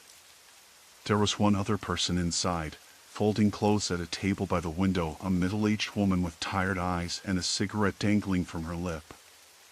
I sat down near the entrance, heart still pounding, eyes glued to the door. The woman glanced at me, then back to her laundry, not saying a word. Minutes passed. I tried to steady my breathing, telling myself I was safe now, that maybe the man had given up or gone somewhere else. But the uneasy feeling lingered, like I was still being watched. Eventually I stood up, ready to leave. The woman said something, her voice low and rough, a warning, maybe, or just a scratch in the quiet. I nodded silently and pushed open the door. Outside, the street was empty again. I walked the last few blocks to my apartment without incident, but when I unlocked the door and stepped inside, I felt no relief. The lock clicked behind me, but the silence in the room was suffocating. I checked every window, every door. Nothing was out of place, nothing missing. Still, I couldn't shake the feeling that the man was just outside, waiting, watching, counting on me slipping up. I sat down on the edge of my bed, the weight of the night pressing down on me. Somewhere in the back of my mind, I knew this wasn't over. It was only beginning. I woke up to the faint buzz of my phone vibrating against the nightstand. The room was still dark, save for the faint glow of the screen illuminating the clock, 3:17 a.m. I fumbled for the device and glanced at the caller ID. It was an unknown number. I debated ignoring it and going back to sleep, but something nudged me to answer anyway. "Hello?" No one spoke. Just silence, and then a low, uneven breathing. I froze, heart thudding in my chest. "Hello? Who is this?" Still nothing. Then the line went dead. I sat upright, my skin prickling. I checked the locks on my bedroom door and windows. Everything was as I'd left it. Maybe a wrong number or some prankster, but the silence had unnerved me more than I liked to admit. I tried to fall back asleep, but every creak of the house, the subtle groans of settling wood, the distant hum of the streetlights outside felt suddenly ominous. I told myself it was nothing. Just the wind, the usual noises. When dawn finally broke, I crawled out of bed and went about my routine, though uneasily. I'd been living alone for 6 months now, and the isolation was starting to wear on me. I worked nights at the hospital's night shift, so the days were usually for sleep and errands. That morning, I decided to stop at the small grocery store a few blocks from my apartment. It was mid-morning, quiet except for the faint murmur of a few other early risers. I grabbed a basket and started picking up essentials. As I rounded the aisle with canned vegetables, I noticed a man standing near the back, staring at me. He was in his late 40s, unshaven, wearing a dark jacket despite the mild weather, and his eyes were fixed on me with a strange intensity. I looked away quickly and tried to keep my shopping moving briskly. But every time I glanced over my shoulder, he was still there, watching. The hairs on my neck stood up. I told myself to calm down, it was probably just a coincidence. When I got to the checkout, I saw him again waiting in line behind me. I could feel his gaze burning into my back. The line moved slowly, and with every step, my unease grew. When it was my turn to pay, I kept my eyes on the cashier, trying not to panic. The man shuffled forward behind me, close enough that I could smell a faint, sour odor like stale cigarettes mixed with something else I couldn't place. I paid and hurried out, clutching my bags. Outside, the sunlight didn't help. The man was walking out too, just a few paces behind me. I quickened my pace, crossing the street toward the bus stop. He matched my speed. My mind raced. Should I call the police? Confront him? I felt frozen, vulnerable. When I reached the bus stop, I stood among a small crowd, hoping the presence of others would deter him. The man stopped a few feet behind me, uncomfortably close. I could hear his footsteps even over the hum of traffic, slow, deliberate, methodical. My throat tightened, and I found myself trembling. The bus pulled up, and I climbed aboard, looking back once more. He hesitated at the curb, then turned and walked away. Relief washed over me, but only briefly. The next night, I found a handwritten note slipped under my apartment door. I barely dared to open it. It read, "I'm watching. Be careful." My hand shook so badly I nearly dropped the paper. I called the police, but they said there wasn't much they could do without knowing who was behind it. I was told to keep a record of any suspicious activity. That night, I double-checked every lock, drew the curtains tight, and left a light on in the living room. But the house felt hollow, the shadows stretching longer than usual. Around midnight, I heard footsteps outside my window, soft, slow, circling. I held my breath, listening. The footsteps stopped abruptly and then retreated. I sat frozen on the couch until dawn, trying to convince myself it was just a stray animal or the wind. But deep down, I knew it wasn't. The next day, I couldn't focus at work.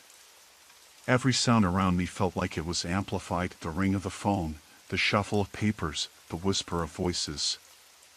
I kept looking over my shoulder, half expecting to see that man from the store or someone else lurking just out of sight. When my shift ended, I took a longer route home, avoiding the usual streets. As I walked through a dimly lit park, I heard footsteps behind me again. I glanced back, no one. Then, as I crossed the last street before my building, I caught a glimpse in a storefront window. A figure standing across the road, watching me. Panic surged, making my legs feel heavy. I started running. The sound of my own breath filled my ears, mixing with the distant, pounding footsteps that seemed to be gaining. I reached my building's entrance, fumbling with my keys, hands shaking. The door slammed shut behind me just as I pulled it closed. Inside, I locked the door and slid down to the floor, heart hammering in my chest. The hallway was silent except for the faint hum of the heating system. I knew this wasn't going to stop. Whoever was out there was patient, deliberate, and watching my every move. I sat in the dark for a long time, too scared to turn on the lights, waiting for the sun to come back. The night started like any other. I was driving home from the late shift at the hospital, the road slick from a steady drizzle that blurred the streetlights into pale halos. The clock on the dashboard read 11:37 p.m. My head was heavy with exhaustion, and the soft hum of the car's heater was the only thing keeping my eyelids from sliding shut. The highway was nearly deserted, except for the occasional taillights flickering ahead or behind me. It was the kind of night that should have been easy to forget. Then I noticed the car behind me.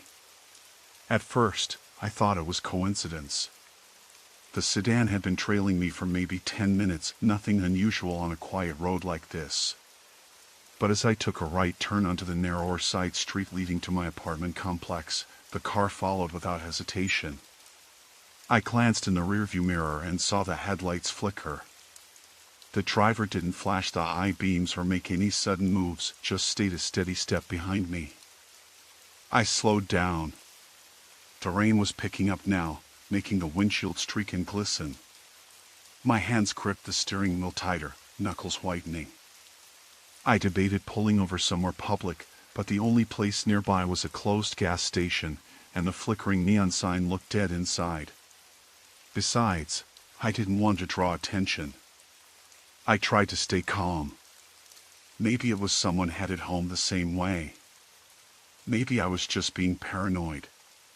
A few minutes later, the car suddenly accelerated and pulled alongside me at the next intersection. I locked my doors instinctively and looked over.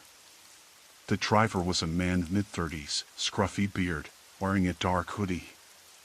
He caught my gaze, but the look in his eyes was unreadable. Not angry, not friendly. Just still. I pressed the accelerator and took the next left, hoping to lose him in the maze of side streets. The rain was heavier now, drumming on the roof and windshield with the relentless rhythm of a hammer. My heart thudded so loud I thought he might hear it over the storm. But just as I turned onto the narrowest road, one lined with dense trees and barely enough room for 2 cars, his headlights appeared behind me again. I swallowed the lump in my throat and thought, get to the apartment. Just get there. The streetlights flickered sporadically, their weak yellow glow casting long shadows in the rain. The trees on either side seemed to lean closer, their branches dripping wet, scratching at the windows like fingernails. I could feel the weight of the dark around me, pressing in tighter with every second. I reached the gate to my complex and pulled my key from my coat pocket with trembling fingers. The car stopped just behind me as I fumbled the lock in the rain. My heartbeat was out of control now, my breath came fast, shallow. I finally got the door open and practically threw myself inside the lobby. The security door locked with a firm click behind me. My eyes searched the dimly lit space, empty but for the receptionist's desk, unattended at this late hour. I pressed the buzzer for the elevator and leaned against the cold wall, listening. Outside, the rain was still falling hard, but I couldn't hear the engine of the car anymore. Maybe he'd left. The elevator dinged and the doors slid open. I stepped inside, pressing the button for the 5th floor. The metal walls were cold and the only sound was the hum of the motor. I forced myself to remain calm, telling myself it was all over. Then, as the doors were about to close, I saw him. The man from the car was standing just outside the elevator, staring at me. But this time, he wasn't wearing the hoodie. His hair was wet, plastered to his forehead, and his eyes glinted with something that made my stomach drop. He raised a hand slowly, as if in greeting or warning, and then the doors closed shut between us. I pressed the emergency stop button without thinking. The elevator shuddered and stopped halfway between floors. The lights flickered, but stayed on. My phone buzzed in my pocket and I pulled it out, hand shaking. No signal. Dead zone. I was trapped. I pressed the close button again, but nothing happened. I tried to stay calm, trying to remember if the lobby had a security phone or intercom. I didn't know the building well enough to be sure. The man's shadow shifted beyond the glass doors, pacing slowly back and forth. Minutes passed. I could hear the faint sound of his footsteps echoing outside, boots scraping wet pavement, his breathing steady. I felt utterly small and helpless, the elevator like a metal cage sinking between floors. My mind raced with desperate plans. Could I break the glass? Shout for help? Call the police and hope they'd get here in time? Then the lights flickered again and went out, plunging me into darkness. The emergency lights buzzed on, casting a sickly yellow glow, barely enough to see my trembling hands. The footsteps outside stopped. The man was silent. Then from the intercom speaker, I heard his voice. Quiet, low, but chillingly clear. You're not going anywhere tonight. There was no screaming, no threats, just those 6 words that felt like a promise. I pressed the buttons on my phone again, hoping for a miracle, any signal. Nothing. The world outside was soaked in rain and shadow, and inside this metal box, I was utterly alone with a stranger who wanted me trapped. The elevator jolted and started moving again, the slow creak of cables straining as we ascended. The doors would open soon on the floor where he was waiting. I swallowed hard and gripped the handrail, trying to steel myself for whatever came next. Then, just as the elevator dinged open, I heard a distant siren wail, slicing through the night. The man glanced toward the door, then back at me, his face unreadable. He hesitated, then stepped back into the corridor and disappeared into the shadows. The door slid shut behind him. I exhaled a breath I didn't know I'd been holding, and as the elevator carried me the rest of the way up, I sat down on the cold floor and tried to gather whatever courage I had left. Outside, the rain kept falling, indifferent to the terror it had helped conceal. But I knew this wasn't over. Not by a long shot. The night was quieter than usual when I locked the front door behind me, the click of the deadbolt sounding unnaturally loud in the stillness. I'd left work late again, no one around in the office except the cleaning crew who usually started their rounds around 8 p.m., so the building felt cavernous and hollow. The bus stop near my apartment was empty when I got off, the street lamp flickering overhead in that dismal way that always made me want to hurry past it. I tried not to think about the guy who had been waiting on the corner the last few nights, his presence a subtle but persistent shadow on the edges of my walks home. Inside, the apartment was chilly, the kind of cold that seeps through the windows even with the heater on. I tossed my keys on the kitchen counter and flicked the light on. The overhead bulb buzzed softly, casting weak yellow light over the cluttered surfaces. It was late, and the silence was so thick it pressed against my eardrums. I could hear my own breathing in it, uneven and shallow.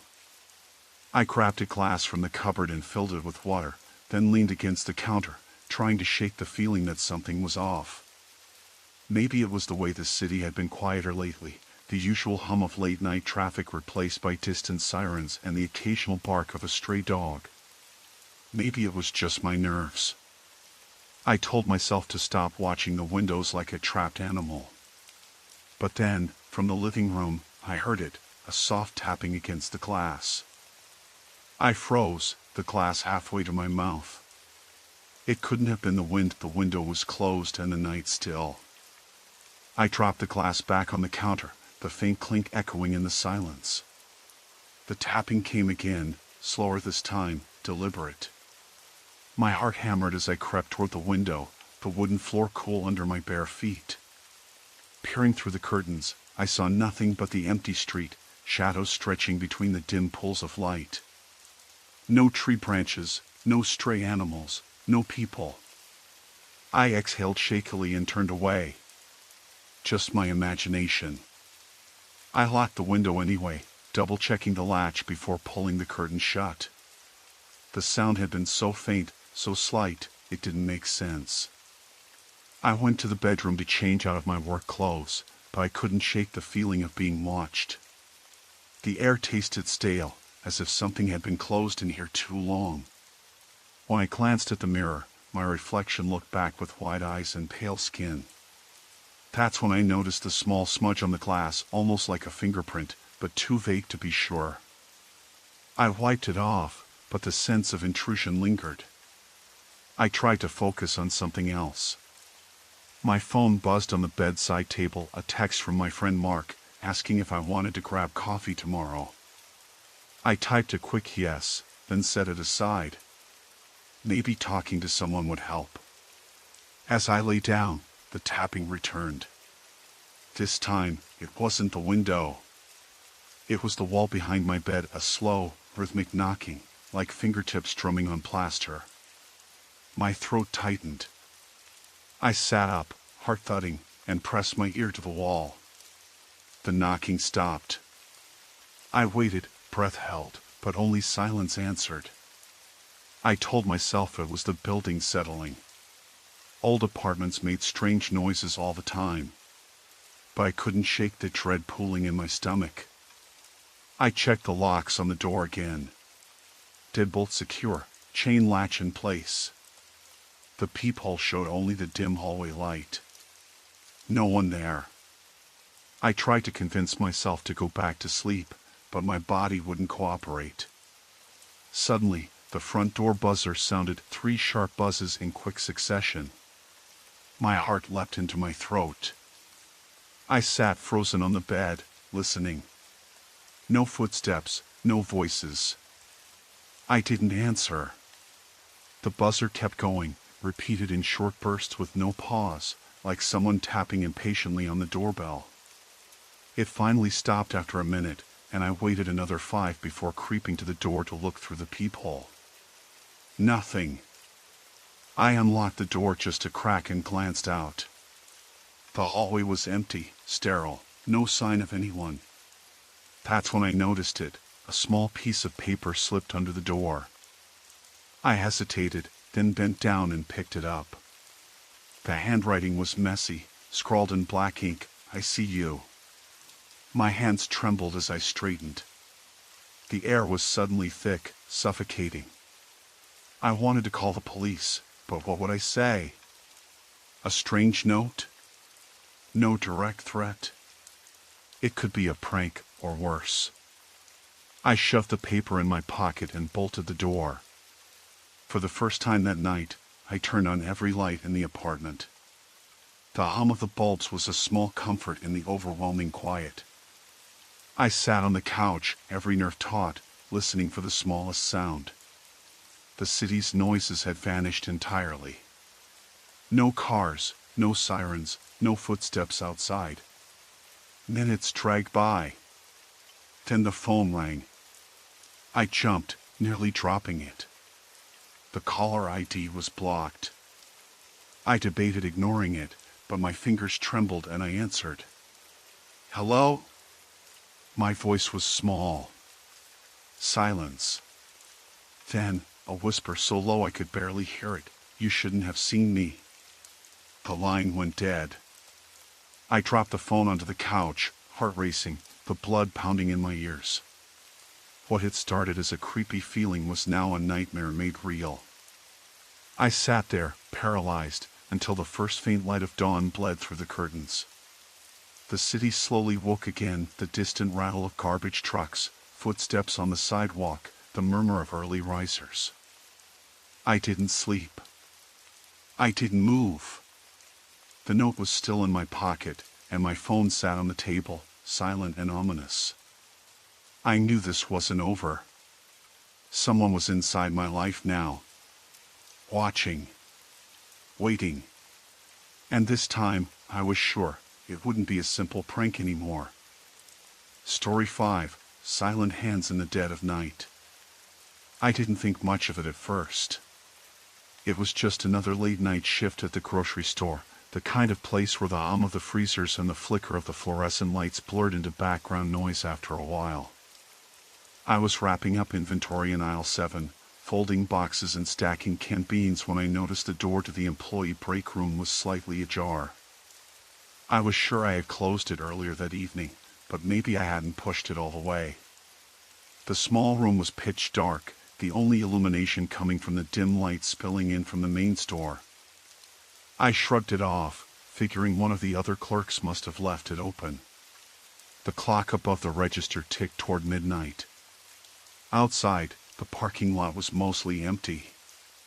I liked these quiet hours, fewer customers, less noise, a chance to breathe, but tonight something felt off, though I couldn't put my finger on why.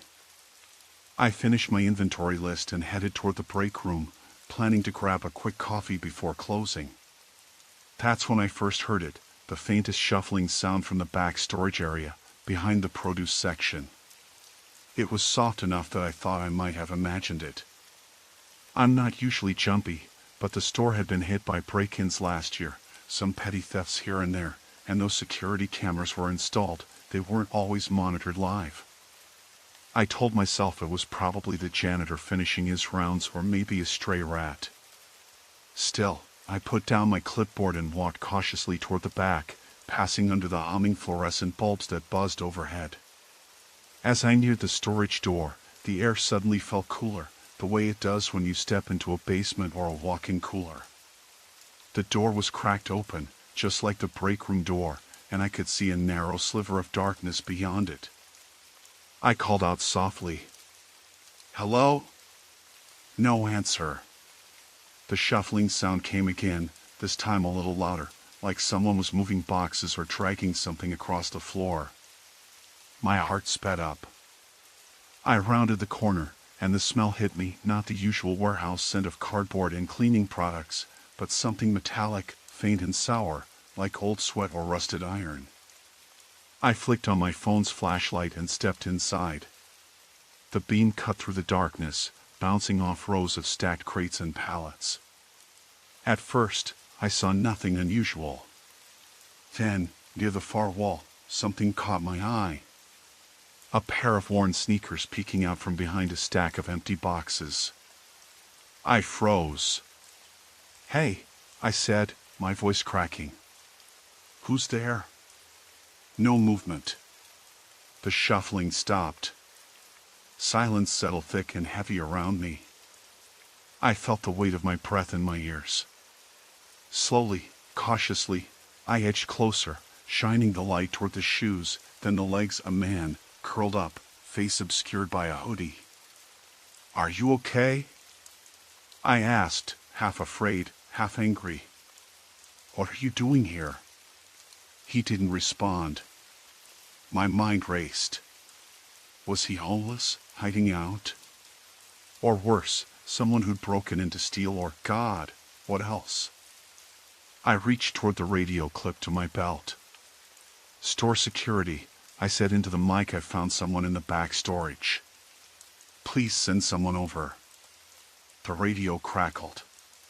"Copy that. Back up en route." I kept the flashlight trained on him. After a moment, he shifted, lifting his head just enough for me to catch his eyes. They were dark and wide, wild like a trapped animal's. He didn't say a word. The minutes stretched, pulsing with tension. I wanted to back away, but something about the way he looked, hungry, desperate, kept me rooted in place. Then, faint footsteps echoed from the far end of the hallway outside the storage room. Two of my coworkers, the ones who'd just finished stocking shelves, appeared with their own flashlights. Relief washed over me.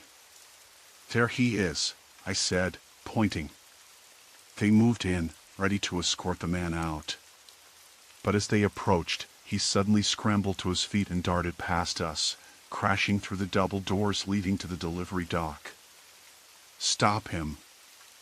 I shouted, heart pounding as we sprinted after him into the cold night air. Outside, the parking lot was empty except for a few stray shopping carts rattling in the wind. The man was fast, weaving between parked cars, his breath jagged and loud. I could feel his panic, the raw edge of fear or something darker driving him forward. We caught up to him near the far corner, where the dumpsters sat behind a chain-link fence. One of my coworkers tackled him to the ground. He fought back, sharp and desperate, tearing at the man's jacket as we pinned him down. The police arrived minutes later, sirens cutting through the stillness. They handcuffed the man and began questioning him. I stayed back, feeling the adrenaline drain from my body, replaced by a cold, creeping unease. He wasn't carrying any stolen goods, no weapons. Just a small backpack, half opened and empty. When the officers asked if he'd been living in the store, he said nothing. Just stared at the ground, shaking. After the police took him away, I sat in my car in the empty lot, hands trembling on the steering wheel. The streetlights buzzed overhead, casting long shadows on the cracked pavement. I kept replaying the moment I'd found him in the storage room, those wild eyes and the sharp smell of sweat and fear. Was he just a desperate kid trying to survive? Or something more dangerous? I didn't know, and I wasn't sure I wanted to. That night, as I finally drove home through the quiet streets, I felt like someone was watching me. From the rearview mirror, I caught glimpses of movement, shadows flitting between trees and parked cars. I told myself it was just my imagination, the leftover tension from the night's chaos. But when I turned onto my street, the headlights of a car behind me stayed on, not passing, just following. My pulse hammered in my ears. I pressed the accelerator, trying to shake it, but the car matched my every turn. I didn't look back again until I pulled into my driveway, locked the door behind me, and leaned against it, heart still racing. The night had started ordinary, but now I knew the calm was just a fragile veneer, and whatever had found its way into the store wasn't finished with me yet. The last thing I wanted on that Wednesday was to stay late at the office, but the files for the Henderson case had to be ready for the morning briefing, and I was the only one who could make sense of the mess the previous detective had left behind. I sat alone in the dim light of my cubicle, the hum of the fluorescent bulbs overhead slicing through the quiet. Outside, the sun had already dipped below the horizon, leaving the parking lot drenched in twilight shadows. I packed up my notes around 9:15 p.m., careful to lock my desk drawer before heading toward the building's main exit. The office was practically deserted, the usual chatter replaced by the occasional clack of my heels on the tiled floor. I pulled my coat tighter around me, the chill of early autumn creeping in through the glass doors as I stepped outside. The parking lot was sparsely filled, mostly compact cars, a few trucks under the wash of tall street lamps that cast long, stiff shadows across the cracked asphalt. I headed toward my old Toyota, parked near the far end by the chain-link fence that bordered an abandoned warehouse. The fence sagged in places, tangled with overgrown weeds and littered with torn flyers that fluttered faintly in the cold breeze. As I walked, something felt off. I glanced over my shoulder, catching sight of a figure standing beneath one of the streetlights near the building's entrance. The man was tall, his outline rough against the yellow glow, but I couldn't make out his features. He didn't move, just stood there like a statue. I quickened my pace, telling myself it was probably a security guard or someone waiting for a ride. The office sometimes hosted late-night meetings. I wasn't the only late worker. When I reached my car, the man was gone. I shook my head and unlocked the door, sliding inside and pulling the door shut behind me. The interior light threw a small halo of warmth on my jacket, and I started the engine, trying not to feel the shadowy unease settling in my chest. I adjusted the rearview mirror and caught a flicker of movement behind the fence. A dark figure slipping behind the warehouse, just out of sight. I blinked, thinking I was imagining things, but the feeling only grew heavier. I pulled out of the parking lot and onto the main road, the streetlights blurring past in my peripheral vision. The cold air from the cracked window brushed my neck as I drove, the familiar hum of the engine usually comforting but tonight somehow intrusive. I took a deep breath, willing myself to focus on the road and not on the nagging sensation that someone was watching me. About 10 minutes into the drive, I noticed headlights flashing in my rearview mirror. My pulse quickened. It was a black sedan, about a car length behind me, matching my speed exactly. I glanced down the empty road ahead, a straight stretch flanked by dense trees, and back in the mirror, the car stayed glued to me. I tried not to panic and turned off my phone's Bluetooth, reasoning that if anyone was tracking signals, they wouldn't find me so easily. My heart thudded heavily as my thoughts raced through the possibilities. A cop? No, they have their sirens. A lost driver? Unlikely at this hour. Someone following me? It was more than a coincidence by now. I slowed down slightly, then sped up, trying to shake the car, but it mirrored every movement. I pulled off onto a side street, dim and narrow, the trees looming close on either side. The sedan followed, its headlights cutting through the gloom like twin knives. I turned another corner, then another, hoping to lose it in the maze of residential streets. The engine shut off with a click, silencing the radio and making the car feel colder. I reached into the glove box and fumbled for my pepper spray, heart pounding so loud I thought it might burst out of my chest. I glanced in the rearview mirror again. The black sedan had stopped at the corner, idling, the driver's side window rolled down just a crack. A man's face, pale in the dull light, stared directly at me. His eyes were dark and steady, unblinking. He wasn't looking away, and I could swear I felt a smile twitch at the corner of his mouth. The streetlight flickered. I swallowed hard. I pressed the gas and screeched around the corner, not waiting for a green light or traffic. The sedan roared after me, its engine louder now, the tires squealing as it sped up.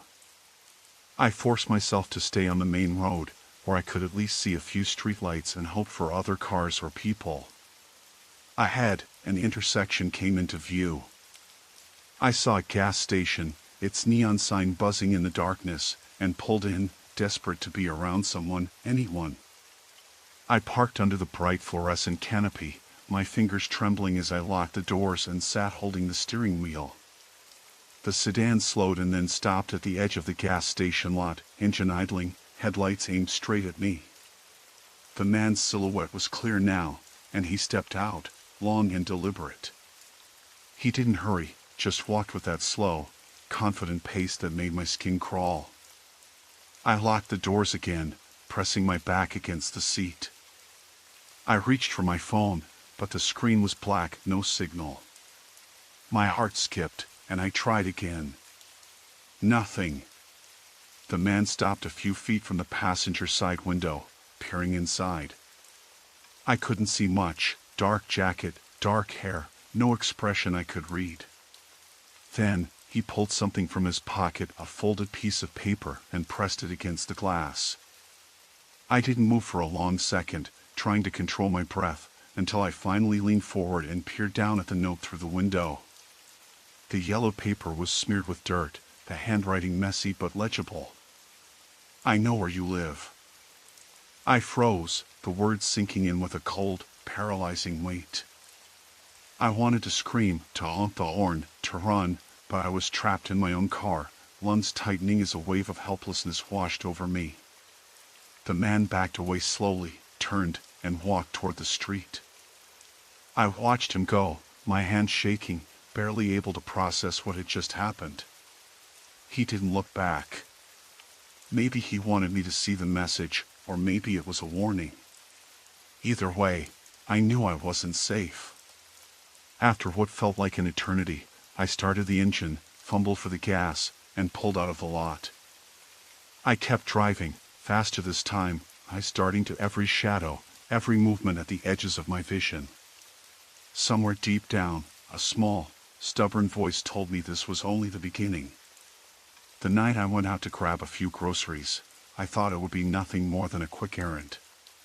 The storm from the afternoon had finally passed, leaving the streets slick and gleaming under the streetlights. It was around 9 when I left my apartment, which was tucked into a quiet part of town where the hum of traffic slowed to a gentle trickle this late. My plan was simple: get in, buy what I needed, and get back before the cold seeped too deep through my jacket. The store wasn't far, just a 10-minute walk down Maple Street, past the little playground where the swings creaked in the wind.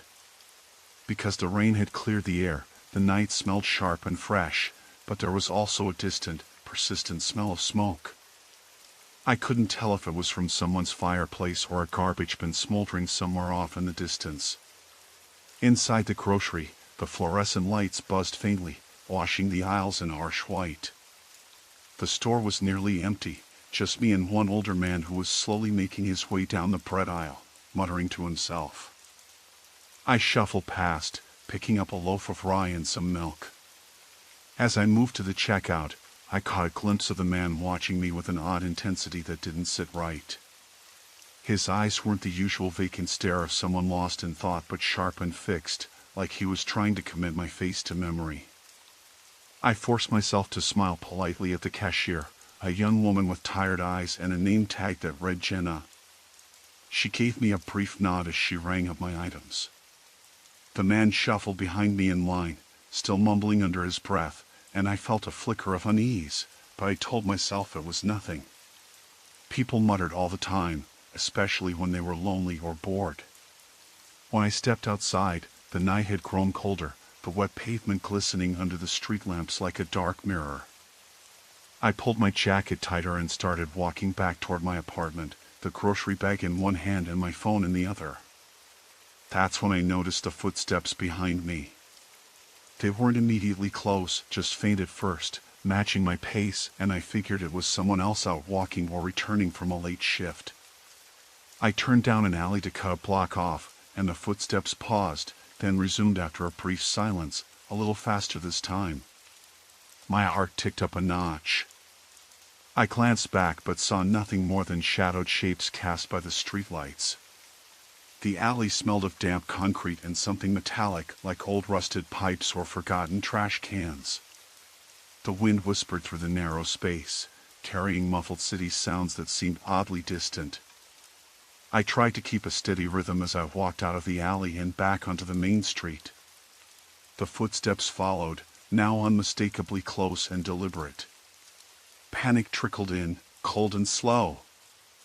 I considered turning around, but the street behind me was deserted. My neighborhood was usually safe, but I heard stories before how quickly things could change after dark. I crossed the street and quickened my pace. The footsteps kept time, matching mine again. My breath came out in short clouds, and my fingers gripped the grocery bag tighter.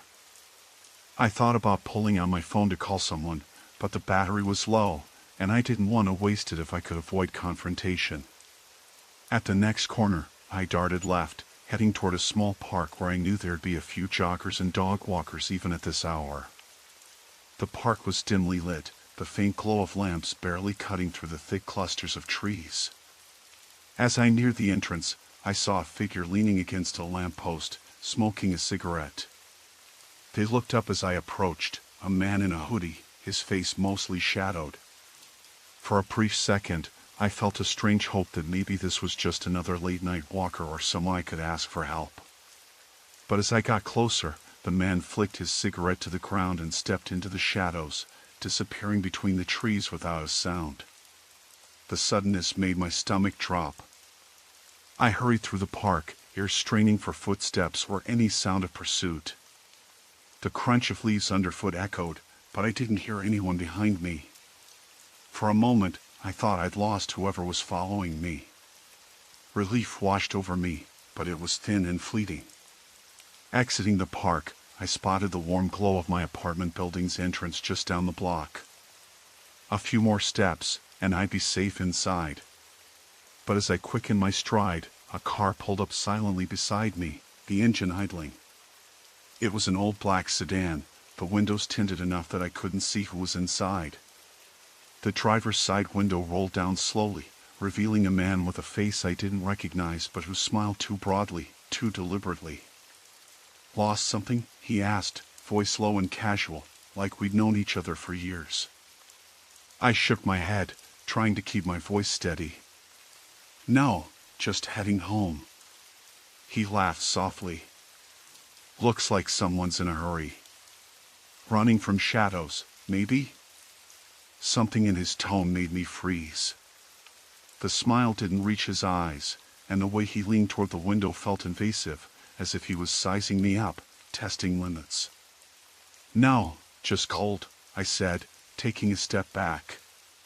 The window clicked up, and the car pulled away slowly, disappearing into the night. My pulse thundered in my ears as I crossed the street and ran the last few steps to the building's door. Inside, the warmth hit me like a wave, but the trepidation stayed. I locked the door behind me and leaned against it, breath ragged. The hallway was quiet except for the hum of the heater and the faint creak of pipes. I flicked on every light I could find and checked the locks twice more.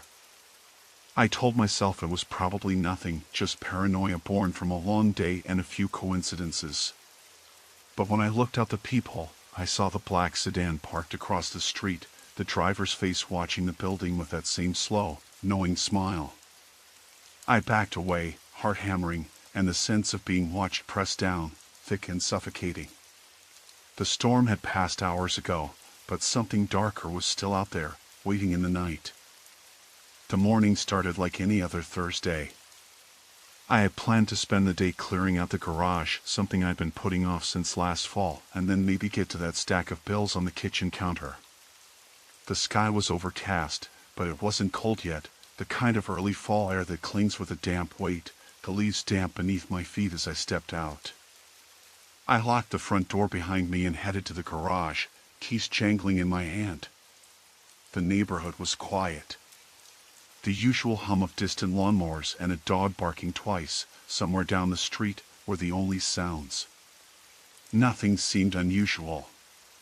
The garage door creaked as I pushed it open, the familiar scent of oil and stale cardboard greeting me. I flicked on the overhead light and squinted into the cluttered space. Boxes teetered on shelves, dusty tarps covered old furniture, and tools were scattered across the workbench like they'd been abandoned mid-project. I pulled a broom from the corner and began sweeping, the bristles scraping against the cement floor, stirring up a fine haze of dust. Halfway through, I noticed a faint smell of smoke. It was barely there, like the tail end of a campfire someone had smothered long ago, but it didn't belong in the garage. I stopped sweeping and sniffed the air. There it was again, something acrid, like burning plastic or rubber. I checked the outlets. No smell coming from there. The metal toolbox was closed, and the gas cans were sealed tight. Then, my eyes caught on something out of place, a thin wisp of gray smoke curling near the far corner, just above the floor. I looked closer and saw a small pile of shredded paper, smoldering quietly beneath a stack of newspapers I'd been meaning to recycle. Heart pounding, I grabbed the nearest bottle of water and doused the smoldering papers. The smell faded, but I couldn't shake the feeling that someone had been here, that this wasn't an accident or a forgotten cigarette. I stepped back and ran my fingers through my hair, trying to rationalize it. Maybe a careless smoker had tossed a butt over the fence, and the wind had blown it under the garage. I locked the garage door again and headed back inside, but something pulled me back to the window. I pulled the curtain aside and scanned the driveway and the stretch of street in front of the house. A blue sedan was parked across the road, engine off. That was odd. Nobody usually parked there for long, and especially not at this hour. I blinked and the car was gone. I shook my head, telling myself I must have imagined it. Maybe it was just waiting for someone. I went back to the kitchen, poured myself a cup of coffee, and tried to focus on the bills spread out on the counter. Then the phone rang. I jumped. It was a number I didn't recognize, a local area code but no caller ID. Hello? Silence. Then a click. I frowned and hung up. Maybe a wrong number. I sat back down and tried to work through the bills, but my mind kept drifting back to the garage. After a while, I decided to check the backyard. I wanted to make sure the fence gate was locked and that nothing looked out of place. I stepped out onto the back deck, the wooden boards creaking softly underfoot. The grass was damp from last night's rain, and the overgrown bushes scraped faintly against the chain-link fence. The gate was closed, but not latched properly. My stomach tightened. I closed the gate and made sure the latch caught this time. As I turned to head back inside, I caught movement near the edge of the woods behind my yard. A figure, half hidden by shadows and the thick underbrush, watching me. I froze. The figure didn't move, but I could feel its gaze like a weight pressing in. After a moment, it slipped back into the trees and disappeared. My breath hitched. I told myself it was just a neighbor or a hunter, but the woods were usually empty this time of year. I went back inside, locked the back door firmly, and checked the windows. All were closed, but the small kitchen window above the sink had a smudge on the glass, a thin, streaked smear that hadn't been there before. It looked like a fingerprint. I wiped it away, heart racing. Later that night, I went to bed but kept the lights on. The house felt too quiet, the silence heavy and oppressive. I double-checked the locks on the doors and windows, then sat on the edge of the bed, phone in hand, scrolling through messages and news that seemed meaningless now. Around midnight, I heard a soft thud downstairs. My pulse spiked. I lay still, straining to hear anything else. A second thud, then a scraping sound near the living room window. My hands trembled as I reached for the flashlight on my bedside table. I crept toward the door and peeked out into the dark hallway. I couldn't see anything, but the noise came again, soft footsteps on the floor below.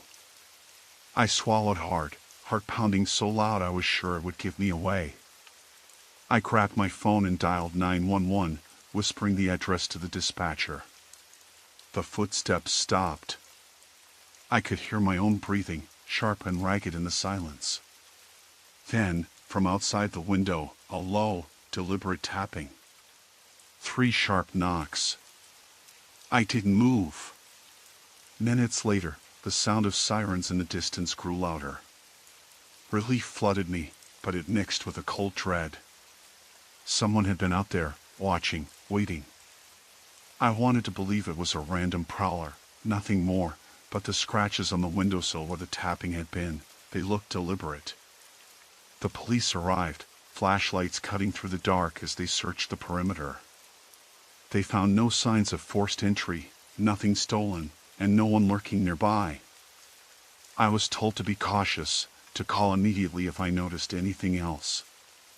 As they left, the neighborhood returned to silence, but I couldn't shake the feeling that the threat hadn't gone anywhere. The house felt smaller, the walls closing in. I stayed awake the rest of the night, listening for the faintest sound, knowing that someone had been close enough to touch the glass, close enough to watch me sleep. And tomorrow, I knew I'd have to face that empty street in the woods behind my yard again, not knowing if whoever was out there was patient enough to wait for the next chance. It was after midnight when I finally pulled into the parking lot behind the diner. The night air was sharp with the early hint of fall, a dry bite that crept under the collar of my jacket as I stepped out of the car. The lot was almost empty, save for a few trucks that looked like they belonged to locals who'd been here long before me. I'd taken the late shift at the hospital, the kind where the hours drag and the silence becomes a weight in your chest. Tonight was no different. I just wanted to get inside, grab a coffee, maybe a slice of pie, and then head home. The diner itself was open late, a flickering neon sign buzzing softly above the door. The glass was fogged from the cold outside, but I could make out a couple of figures inside, sitting near the counter. I shrugged off my jacket and stepped through the door, the little bell above it jingling sharply. The smell of frying bacon and coffee hit me immediately, warm and familiar, something normal in a night that felt otherwise off-kilter. I took a seat on a stool by the counter, right where the light was brightest.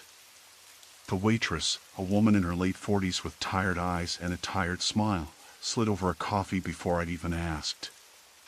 "Rough night?" she asked, voice low, like she was used to hearing that. "You could say that," I said, trying to shake the fatigue out of my voice. Behind the counter, The cook flipped a burger with a practiced hand, not looking up. The din of the kitchen was steady, the clatter of pans and the hiss of the grill somehow soothing. I pulled out my phone, wanting to check the time.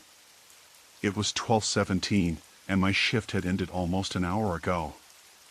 I'd been late getting here, and that was bothering me more than it should have. That's when I noticed a man sitting alone at the far end of the counter. I hadn't seen him when I first came in. He was hunched forward, elbows on the counter, hands clasped beneath his chin.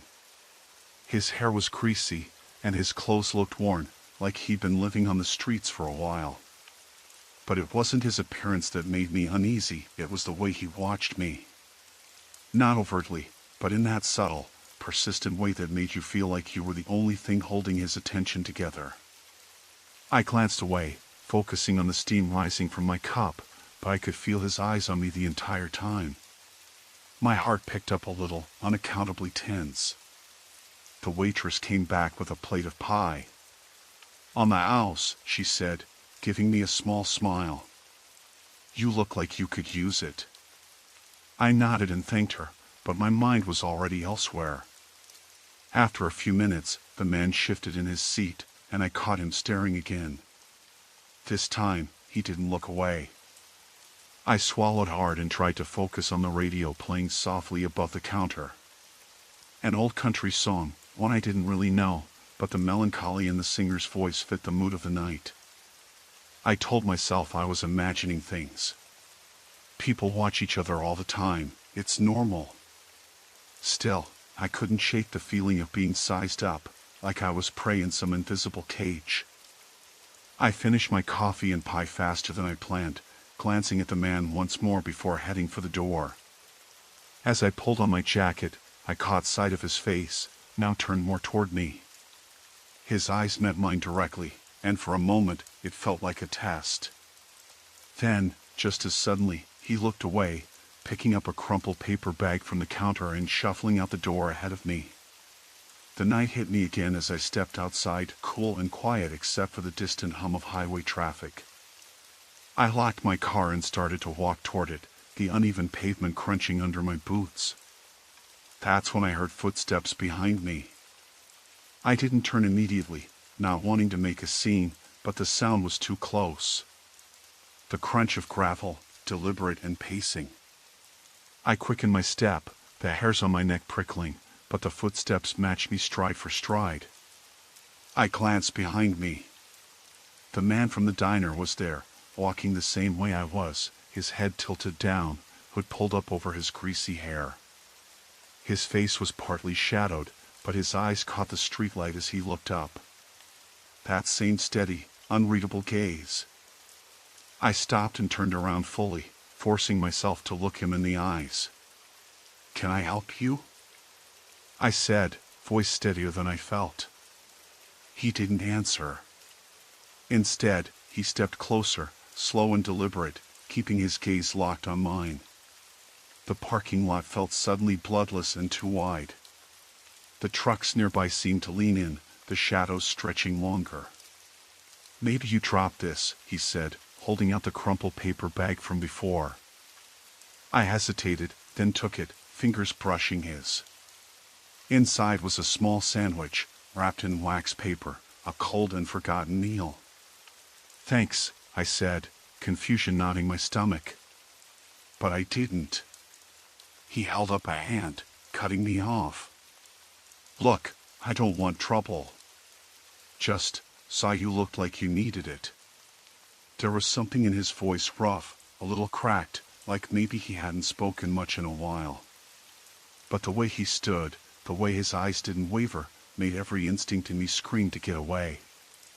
"Okay," I said, stepping back toward my car. "Thanks again."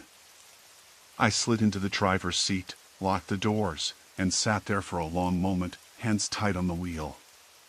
The man stood in the parking lot, his figure solid and still under the sickly glow of the streetlight. Then, without warning, he turned and disappeared into the darkness beyond the lot, swallowed by the night like he'd never been there. I sat frozen, heartbeat pounding in my ears, feeling the cold press of the empty seat next to me. For all I knew, he could have been armless, a lonely man looking for a little kindness. But some part of me, the part that had been on edge all night, whispered that this was just the beginning. I pulled out of the lot slowly, eyes flicking to the rearview mirror. The road ahead was empty, the highway a ribbon of black beneath the stars. But in that quiet night, with the radio off and the windows rolled up, I felt the weight of being watched settle deep inside me. And I knew it wasn't over. Story 6, The Visitor at Hollow Creek. I had never thought much about how quiet the train station could get at night. The platform, usually buzzing with the noise of commuters and the occasional city bus rumbling past, was eerie in its emptiness. The flickering fluorescent lights overhead hummed and buzzed intermittently, casting long, uneven shadows across the cracked concrete. It was past midnight, and I was the only passenger waiting for the last train out of Millfield. I glanced at my phone again, 10 minutes until the train was supposed to arrive. The screen's dim blue glow was the only light I trusted in that moment. I'd left the office late after a meeting ran overtime, and I was eager to get home, to shut the door behind me and pretend this day had never happened. The walk from my apartment to the station wasn't far, but this part of town always crept under my skin after dark. Narrow streets with peeling paint on the brick buildings, alleyways smelling faintly of rot and old garbage, and the kind of silence that made every footstep sound like a shout. I saw movement out of the corner of my eye and turned toward the end of the platform. A man was standing there, leaning against one of the steel columns. I hadn't noticed him before. His clothes were dark and loose-fitting, a hood pulled low over his face, and his hands stuffed deep into his pockets. He was motionless, just standing there, staring down the length of the platform toward me. The lights flickered again, and for a moment the shadows swallowed him entirely, then spat him back into the pale glow. I shifted my bag, trying to make myself look less vulnerable. I told myself it was nothing, that maybe he was just waiting for the train too. But something about the way he remained perfectly still, watching me without blinking, made the hair on the back of my neck prickle. I looked away, focusing on the sound of the wind rattling the loose signs above the ticket booth. The station's PA system crackled, a sudden burst of static, then silence. No announcement. The train was late. The man didn't move. I thought about crossing to the other side of the platform, but the gap between the two sides was too large, and the track stretched like a black river in the dim light. The platform was empty except for him and me. My phone buzzed. A message from my roommate, running late. Don't wait up. I typed back a quick reply and slipped the phone into my pocket. The dark figure's gaze burned into my side, and I felt trapped in the space between us. Every instinct screamed to move, but I was rooted to the spot. I tried to make out his features, but the hood cast his face in too much shadow. The subtle rise and fall of his chest was the only sign that he was breathing. I felt exposed, as if he could see right through me, like I was an open book he was reading chapter by chapter. The wind picked up, carrying with it the faint smell of smoke and something else, something metallic and sharp. The man shifted slightly, stepping forward just enough to narrow the distance between us. My heart hammered against my ribs. I wasn't sure if it was terror or the cold that made my fingers tremble. I scanned the platform again. There was an emergency phone mounted near the ticket booth, but it was cracked and stained, probably not working. The small shelter with its graffiti-covered benches provided no real refuge, just another place to be cornered. Suddenly, he spoke, his voice low and gravelly, barely above a whisper. "You're waiting for the last train?" I swallowed hard, trying to keep my voice steady. "Yeah." He took another step closer. I could make out the faintest hint of a scar above his left eyebrow. "Not many people here this late," he said. "You live nearby?" I nodded, forcing myself not to turn away. "Just a few blocks." His eyes gleamed briefly in the flickering light, and then he smiled, a slow, uneven curve that didn't reach his eyes. "Maybe I can walk you home. It's not safe out here alone." I wanted to say no. I wanted to walk the other way, sprint if I had to, but my throat had thickened. "Thanks, but I'm fine." He shrugged, taking a step back, but didn't disappear into the shadows. Instead, he folded his arms and leaned back against the column again. "Suit yourself." The train's whistle blew somewhere off in the distance, a faint, lonely sound that made my chest tighten. The man's gaze never left me, and I suddenly realized how exposed I really was. The platform clock ticked on, each second dragging like a lifetime. The man pulled a cigarette from his pocket and lit it, the flame briefly illuminating his face. He inhaled slowly, smoke curling around his lips. The smell was bitter and acrid. I tried to focus on the approaching lights of the train. Relief surged through me when the headlight finally appeared, cutting through the blackness and flooding the platform with bright white light. The man flicked his cigarette aside and stepped back, disappearing into the deeper shadows near the stairwell. I didn't wait for the doors to open. As soon as the train slowed to a stop, I hurried inside and found an empty seat near the back. The doors hissed shut behind me, and the train pulled away from the station. Outside the window, the platform receded into darkness, and I could have sworn I saw the man's silhouette standing there, watching me leave. The car was nearly empty, the hum of the engine and the rhythmic clatter of the wheels offering a fragile sense of safety. But the knot in my stomach tightened, and I realized the night was far from over. I told myself it was nothing, just the usual noise you hear when a street heats up at night. But when I stepped outside my apartment around 10, the cold struck me sharper than usual, like winter was trying to punch through the thin fabric of my jacket. I wasn't dressed for it, and the wet slickness of the sidewalk caught the dim yellow glow of the street lamps in a way that made it hard to see clearly. The usual hum of the neighborhood was subdued, the kind of quiet that makes you strain for every little sound, a distant car engine, the rustling of a tree branch, footsteps maybe. I locked the door behind me, the click feeling louder and more final than normal. I told myself I was checking the mailbox, but really I was just trying to clear my head. Work had been miserable, and the apartment felt tight in the way only a rented third-floor walk-up can when you're alone past dark. I started down the stairs, the metal railing cold and slick beneath my glove. The hallway lights flickered faintly, a buzzing that seemed out of sync with the rest of the building's quiet. At the bottom of the stairs, I paused and glanced up. I thought I saw a shadow shift just beyond the frosted glass panel on the door, but when I blinked it was gone. It was probably just a passerby. Outside, the street was emptier than I expected for a Friday night. The usual cluster of cars was missing, and the corner deli's neon sign buzzed erratically, flickering between red and green like it was on its last legs. I pulled my collar up and started walking toward the mailbox, the sound of my boots scraping the cracked concrete the only thing breaking the silence. On the way, I noticed a man leaning against a lamppost a block ahead, his face mostly shadowed beneath a baseball cap. He wasn't doing anything, just standing there. The first time I saw him, I thought he was someone waiting for a ride or a friend. But as I approached, he didn't move or look toward me. His hands were in his pockets, and he seemed to be staring down the street I had come from, like he was watching something or someone.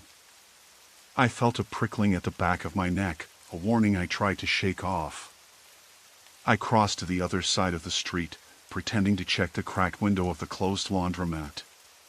When I glanced back, he was still there, maybe a few steps closer. I picked up my pace. At the mailbox, I fumbled with the key. The envelope inside was just the usual bills, junk mail, a postcard from my sister that made me smile briefly. I stuffed them inside my bag and turned back toward the building. That's when I heard the footsteps behind me. Slow, steady, matching my pace. I didn't want to look, didn't want to know. My heart jumped into my throat. I quickened my step, the rhythm of my own boots now racing. The footsteps did, too. I risked a glance over my shoulder, and the man was still there, about 20 feet behind, his gait easy but deliberate. I tried to stay calm. He could be walking to the same place, or maybe he lived nearby. I told myself that, but the feeling in my gut curled tight, a cold coil of fear. I turned into the side alley that led back to the building's back entrance, hoping to lose him in the shadows. The alley was narrow, bordered by graffiti-covered walls and dumpsters leaking a sour smell. The streetlight at the far end flickered, casting long, jerky shadows. I swallowed hard. The man paused at the alley's mouth, just before the streetlight's reach. For a moment, I thought he was going to pass me by. Then he stepped in and started walking toward me. My breath caught. I glanced behind me. The alley was a dead end, just a chain-link fence and a garbage-strewn lot. I was trapped. I clutched the bag strap tighter and tried to stay calm, keeping my eyes locked on the man, who was now only a few feet away. His face was still mostly in shadow, but I could make out a thin line of a smile, almost a smirk. "Hey," he said, voice low and casual, but there was an edge I didn't like. I shook my head quickly, trying to keep the words light. "Sorry, I'm not interested." He chuckled, but it wasn't friendly. "I'm just saying hi. No harm in that, right?" The smile stretched wider, and I felt my hands start to tremble. "I need to go," I said, stepping back toward the fence. The alley was narrow, no room to run. My mind raced for options. He reached out and grabbed my wrist, rough and cold. I yelped, trying to wrench free, but his grip tightened. Panic surged. "Relax," he said, still smiling. "I'm just talking, Dot." I jerked my arm, this time more forcefully, banging against the fence. The metal was cold and unforgiving under my palm. He didn't let go. A car passed at the mouth of the alley, headlights flashing through the gaps in the chain link. The man's head snapped up toward the sound, and I took the chance to wrench myself free with all the strength I had left. I bolted out of the alley and up the sidewalk, heart hammering so loudly I thought it might burst through my chest. The man called after me, but I didn't stop. I ran all the way back to the building, fumbling with my keys, my hands shaking so badly I dropped them twice before the door finally clicked open. Inside, I slammed the door shut and locked it, sliding the deadbolt into place. My chest was heaving, and sweat beaded on my forehead despite the cold air. I slid down to the floor against the door, hand pressed to my pounding heart. I tried to tell myself it was over, but the image of that smile, the way he held onto my wrist, stayed burned in my mind. I kept glancing out the peephole, but the hall was empty, quiet. The buzzing fluorescent light above flickered again, casting the room in an intermittent wash of cold blue. I checked my phone, no missed calls, no messages. Just the usual silence. I locked the door again, then once more, triple-checked windows and the balcony door. Nothing was out of place. The apartment looked the same as it had that afternoon. But somewhere in the back of my mind, a new and terrible certainty settled in. I had been followed, watched, and there was no guarantee it was over. I sat there for what felt like hours, every creak, every distant sound setting my nerves on edge. Eventually, exhaustion pulled me under, but the unease remained. When I finally fell asleep, it was with one eye half open, waiting for the next knock, the next whisper in the dark. Because I knew now that the quiet streets weren't safe anymore. Not for me. I wasn't planning on going out that night. The rain had started just as I was about to settle in with a book, the kind of steady, low rumble against the windows that usually made me feel safe, cocooned inside. But the power flickered, then died completely, and I realized the storm had knocked out the electricity in the whole neighborhood. I shrugged on my jacket and decided a walk might clear my head.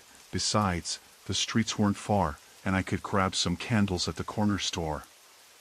The storm's cold breath hit me the moment I stepped outside, the wet wind tugging at my clothes like it wanted me back inside. The street was empty except for a few slick leaves swirling across the asphalt. Street lamps were dead, their usual halos of yellow light gone, and the only illumination came from the occasional flash of lightning. I kept my head up and my hands in my pockets, my boots making soft slaps against the puddled sidewalk. The air smelled damp and sharp, the faint metallic scent of rain mixing with the usual urban grime. I pulled my collar tighter, counting each step to distract myself from the sudden stillness. When I reached the store, a dull hum of fluorescent light leaked out from the windows, but the door was locked. No sign on the glass, no indication when it might open again. I glanced around. The other shops were dark too. The whole block looked like a ghost town, abandoned mid-evening. I glanced down the street and noticed a man standing a few yards away, just leaning against the side of a closed diner.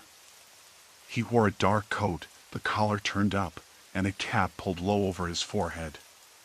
His face was turned toward me, but I couldn't tell if he was watching or just staring blankly ahead. I hesitated, then tried to step around him. He shifted, blocking the sidewalk with a slow, deliberate movement. His eyes met mine, cold and unreadable, and I felt a sudden chill that had nothing to do with the rain. I said, "Excuse me," my voice louder than I intended, but he just nodded once and didn't move aside. The sidewalk was narrow, and I had nowhere else to go. I squeezed past him quickly, feeling his gaze burn into my back until I was out of sight. I kept walking, my pace quickening. The storm was letting up, the rain now a light drizzle that made the street shine. I passed a small park, the swing still, the trees bent low from the wind. I thought about turning back, but the thought of sitting in the dark, with the power out and no candles, felt worse somehow. My phone was dead, no signal for hours, probably. I tried to ignore the prickling feeling at the back of my neck. Up ahead, I saw another person. A woman, standing near the entrance of a narrow alley. She was fidgeting with something in her hands, a small flashlight maybe, though it didn't seem to be on.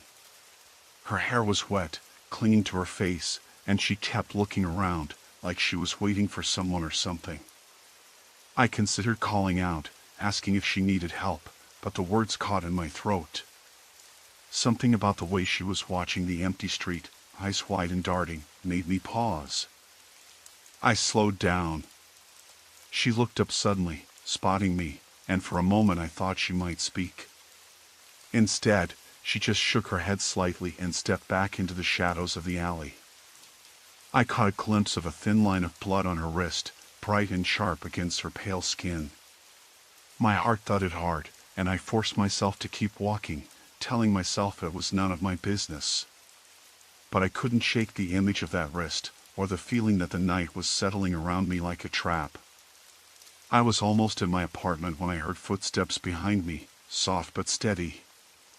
I turned sharply, but the street was empty. I stopped, listening hard. The steps stopped too. I started walking again, faster now, glancing back every few seconds. The buildings all blurred together, dark and silent, their windows like empty eyes. My keys were in my hand, heavy and cold. Then my phone vibrated. I yanked it out, surprised to see a notification. A message. From an unknown number. I hesitated before opening it. The text was short, simple, and made the blood drain from my face. "I'm right behind you." I spun around. No one. Just the empty street, slick with rain, the distant sound of a siren somewhere far off. My breath came quick and shallow. I pulled my jacket tighter, fumbled at the door to my building, and finally managed to get the key in the lock. The door swung open with a creak, and I slammed it shut behind me. Inside, the stairwell was dimly lit by the emergency bulbs. I leaned against the door, trying to steady my breathing. My mind raced, trying to piece it together. Was it a prank? Some sick joke? Or had someone really been following me? The thought was unbearable, the idea that I was being watched, stalked, hunted in this familiar place. I didn't sleep that night. Every creak and sigh of the old building set my nerves alight. When morning came, the rain was gone, the sun casting weak light through the smudged windows. I told myself I was safe, that nothing had happened, but the message on my phone stayed there, glowing on the screen, a silent reminder that the night wasn't over yet. And I knew, somewhere deep down, that it was only just beginning. The late afternoon light was starting to fade when I pulled into the parking lot behind the grocery store.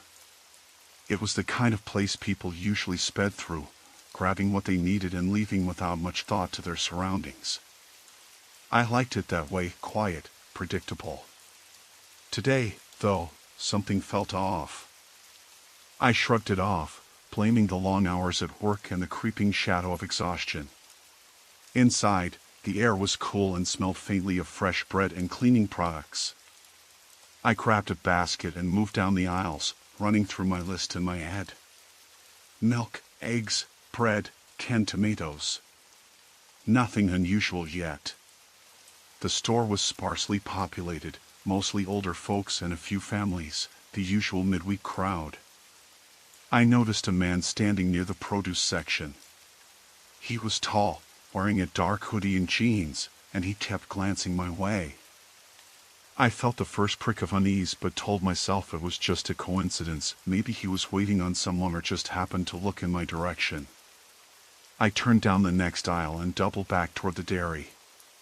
The man was still there, loitering near the corner at the end of the aisle. I picked up a carton of milk and moved quickly toward the refrigerated section, aware of the extra weight of his gaze. I caught a glimpse of his face, pale, with sharp features, but he quickly looked away. I tried to focus on my shopping, but the hairs on the back of my neck stood up. As I reached for a container of yogurt, I heard footsteps behind me. Not the shuffle of someone browsing, but deliberate, measured steps matching my pace. I stopped and turned, but the aisle was empty aside from the man, who now stood at the other end, his eyes fixed on the ceiling lights as if pretending to inspect the fixtures. A knot tightened in my stomach. I debated leaving immediately but didn't want to make a scene or look paranoid. I moved on, faster now, and headed toward the checkout. The man had disappeared, but I didn't relax. At the register, the cashier was humming softly, distracted by her phone. I paid and stepped out, the bags heavier than usual. The parking lot was nearly empty now, the sun dipping below the horizon, casting long shadows behind the cars. I felt a tingle at the base of my skull, a mix of adrenaline and fear. As I crossed the lot, I caught sight of the man again. He stood near the edge, partially concealed by a cluster of bushes. His posture was rigid, and he watched me with those sharp eyes. My heart pounded, but I kept my pace steady, telling myself to stay calm. I reached my car and fumbled with my keys, hands trembling slightly. The man took a step forward, then another. I slipped inside, locked the doors, and started the engine. Driving away, I kept checking the rearview mirror. For a moment, I thought I saw him standing at the entrance of the lot, unmoving. The streetlights flickered as I passed, and the feeling of being watched didn't relent. I told myself I was imagining things, that maybe the man had just been another shopper with no interest in me. But the lingering unease gnawed at me. Later that night, I tried to brush it off and focus on something else. I closed the curtains tightly and double-checked the locks on all the doors and windows. The house felt more like a fortress than a home. Outside, the quiet was suffocating, broken only by the occasional creak of the settling wood and the distant bark of a dog. I sat on the couch, phone in hand, scrolling through messages. The glow of the screen illuminated the room in a pale blue light. Suddenly, a soft thud came from the back door. My breath caught, blood rushing in my ears. I froze, listening. The wind had picked up, rustling the leaves and making the porch light flicker. I convinced myself it was just the wind or a stray branch. But then, another thud, closer this time. I reached for the flashlight in the drawer and crept toward the door. Peering through the peephole, I saw nothing but darkness. No sign of movement, no shape lurking in the shadows. The porch light blinked again, then steadied. My heart was pounding so loud I was sure it could be heard outside. I locked the deadbolt, backed away, and called a friend, whispering about what had just happened. She told me to call the police if I felt threatened, but I hesitated. What if it was nothing? The uncertainty was worse than the fear itself. I sat in the living room, lights on, listening for anything out of place. The silence was oppressive. Then, from the bedroom window, I caught a flash of movement. Something or someone was standing just beyond the glass, hidden by the curtains. I blinked, but when I looked again, there was nothing. I didn't sleep that night. Every creak, every whisper of wind, every shadow seemed to morph into something sinister. Dawn couldn't come soon enough. The next morning, I found footprints in the soft earth beneath the window, small, deliberate, circling from the side yard to the front. Someone had been outside my house all night. The police said they patrolled the area, but with no signs of forced entry or immediate threat, there wasn't much more they could do. I knew then that whatever game was starting, it wasn't going to end soon. The man at the grocery store was no random stranger, and the nights ahead promised to be long and restless.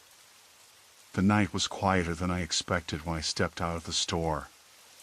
It was nearly 10, and the street lamps sputtered weak pulls of yellow light over the cracked pavement. Usually, the corner where the grocery store sat was still a little lively at this hour, people coming and going, but now, the parking lot was almost empty. Only a blue sedan sat parked close to the entrance, and when I glanced at it, the windows were darkened, almost black. I didn't recognize the car, and that prickling sensation began to tickle the back of my neck, the one I'd been trying to ignore all evening. I pulled my jacket tighter around me and started walking toward the bus stop, a little over 2 blocks down the street. The air had that raw edge that falls just before winter fully sets in, sharp, cold enough to bite at exposed skin but not yet bitter. Each step echoed against the empty sidewalks, and I kept thinking I could hear footsteps behind me, but every time I glanced over my shoulder, there was nothing but shadows cast by the bare branches of the trees. The cold made the street smell different too, like wet concrete mixed with the faintest trace of smoke from someone's chimney. I tried to focus on the rhythm of my breathing, slow and steady, but the uneven noise of shuffling steps behind me was too persistent to ignore. I quickened my pace without breaking into a run. I didn't want to draw attention to myself, but I couldn't shake the feeling of being watched. When I reached the bus stop, the bench was damp, and the shelter's glass was smeared with grime and small scratches, almost like tiny claw marks, but I told myself it was just careless vandalism. The bus stop was oddly deserted, no other late-night stragglers waiting to catch the bus home. I glanced up and down the street. The blue sedan was still there, headlights off, engine cold. The driver's seat window was down a crack, and I thought I saw a figure inside move slightly, but it could have been a trick of the light. My phone buzzed in my pocket. I fumbled it out with numb fingers. It was a text from my roommate, Jess. "Hey, what time will you be back?" I hesitated, then typed, "Just waiting for the bus now. Should be home in 20. I stared at the screen, feeling exposed. The bus stop was under a flickering street lamp, the kind that casts more shadow than light. The street beyond stretched into darkness, broken only by the occasional glow from porch lights and a single lit window upstairs in the apartment building across the street. Then, the sound of the car door opening. The blue sedan's engine stayed off, but the door creaked quietly. I turned, heart thudding. The figure stepped out, a man, average height, dark jacket zipped up to his neck, hands stuffed in pockets. His face was obscured by the brim of a worn baseball cap, but his gaze snapped toward me immediately. For a moment, his eyes caught the light, sharp and unreadable. I forced myself to look away, acting casual, trying to check the bus schedule posted inside the shelter. But the sound of his boots crunching on gravel made me stiffen. He moved toward the bus stop, not quickly, but certain, like he had no other place to go. My fingers tightened around my phone, thumb hovering over the emergency call screen. Bus is running late, huh? His voice was low and neutral, no warmth, no real greeting. Yeah.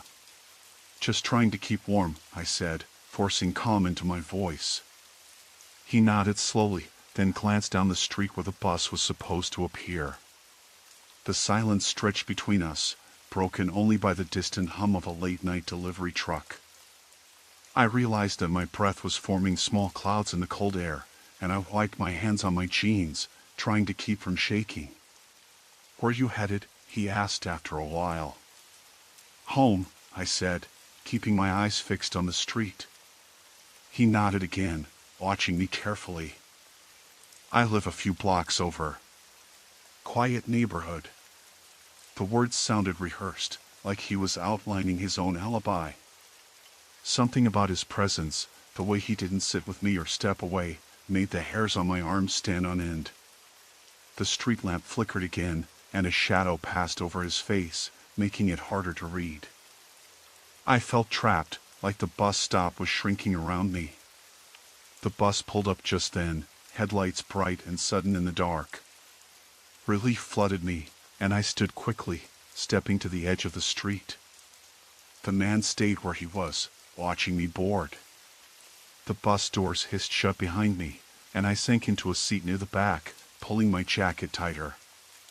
I tried to focus on the street as we pulled away, but the image of that man stayed with me, the way he looked so ordinary, so unremarkable, and yet so deliberate. The kind of person you'd see every day and never suspect. The bus rattled along the empty roads, and I kept glancing out the window, half expecting to see the blue sedan trailing behind us.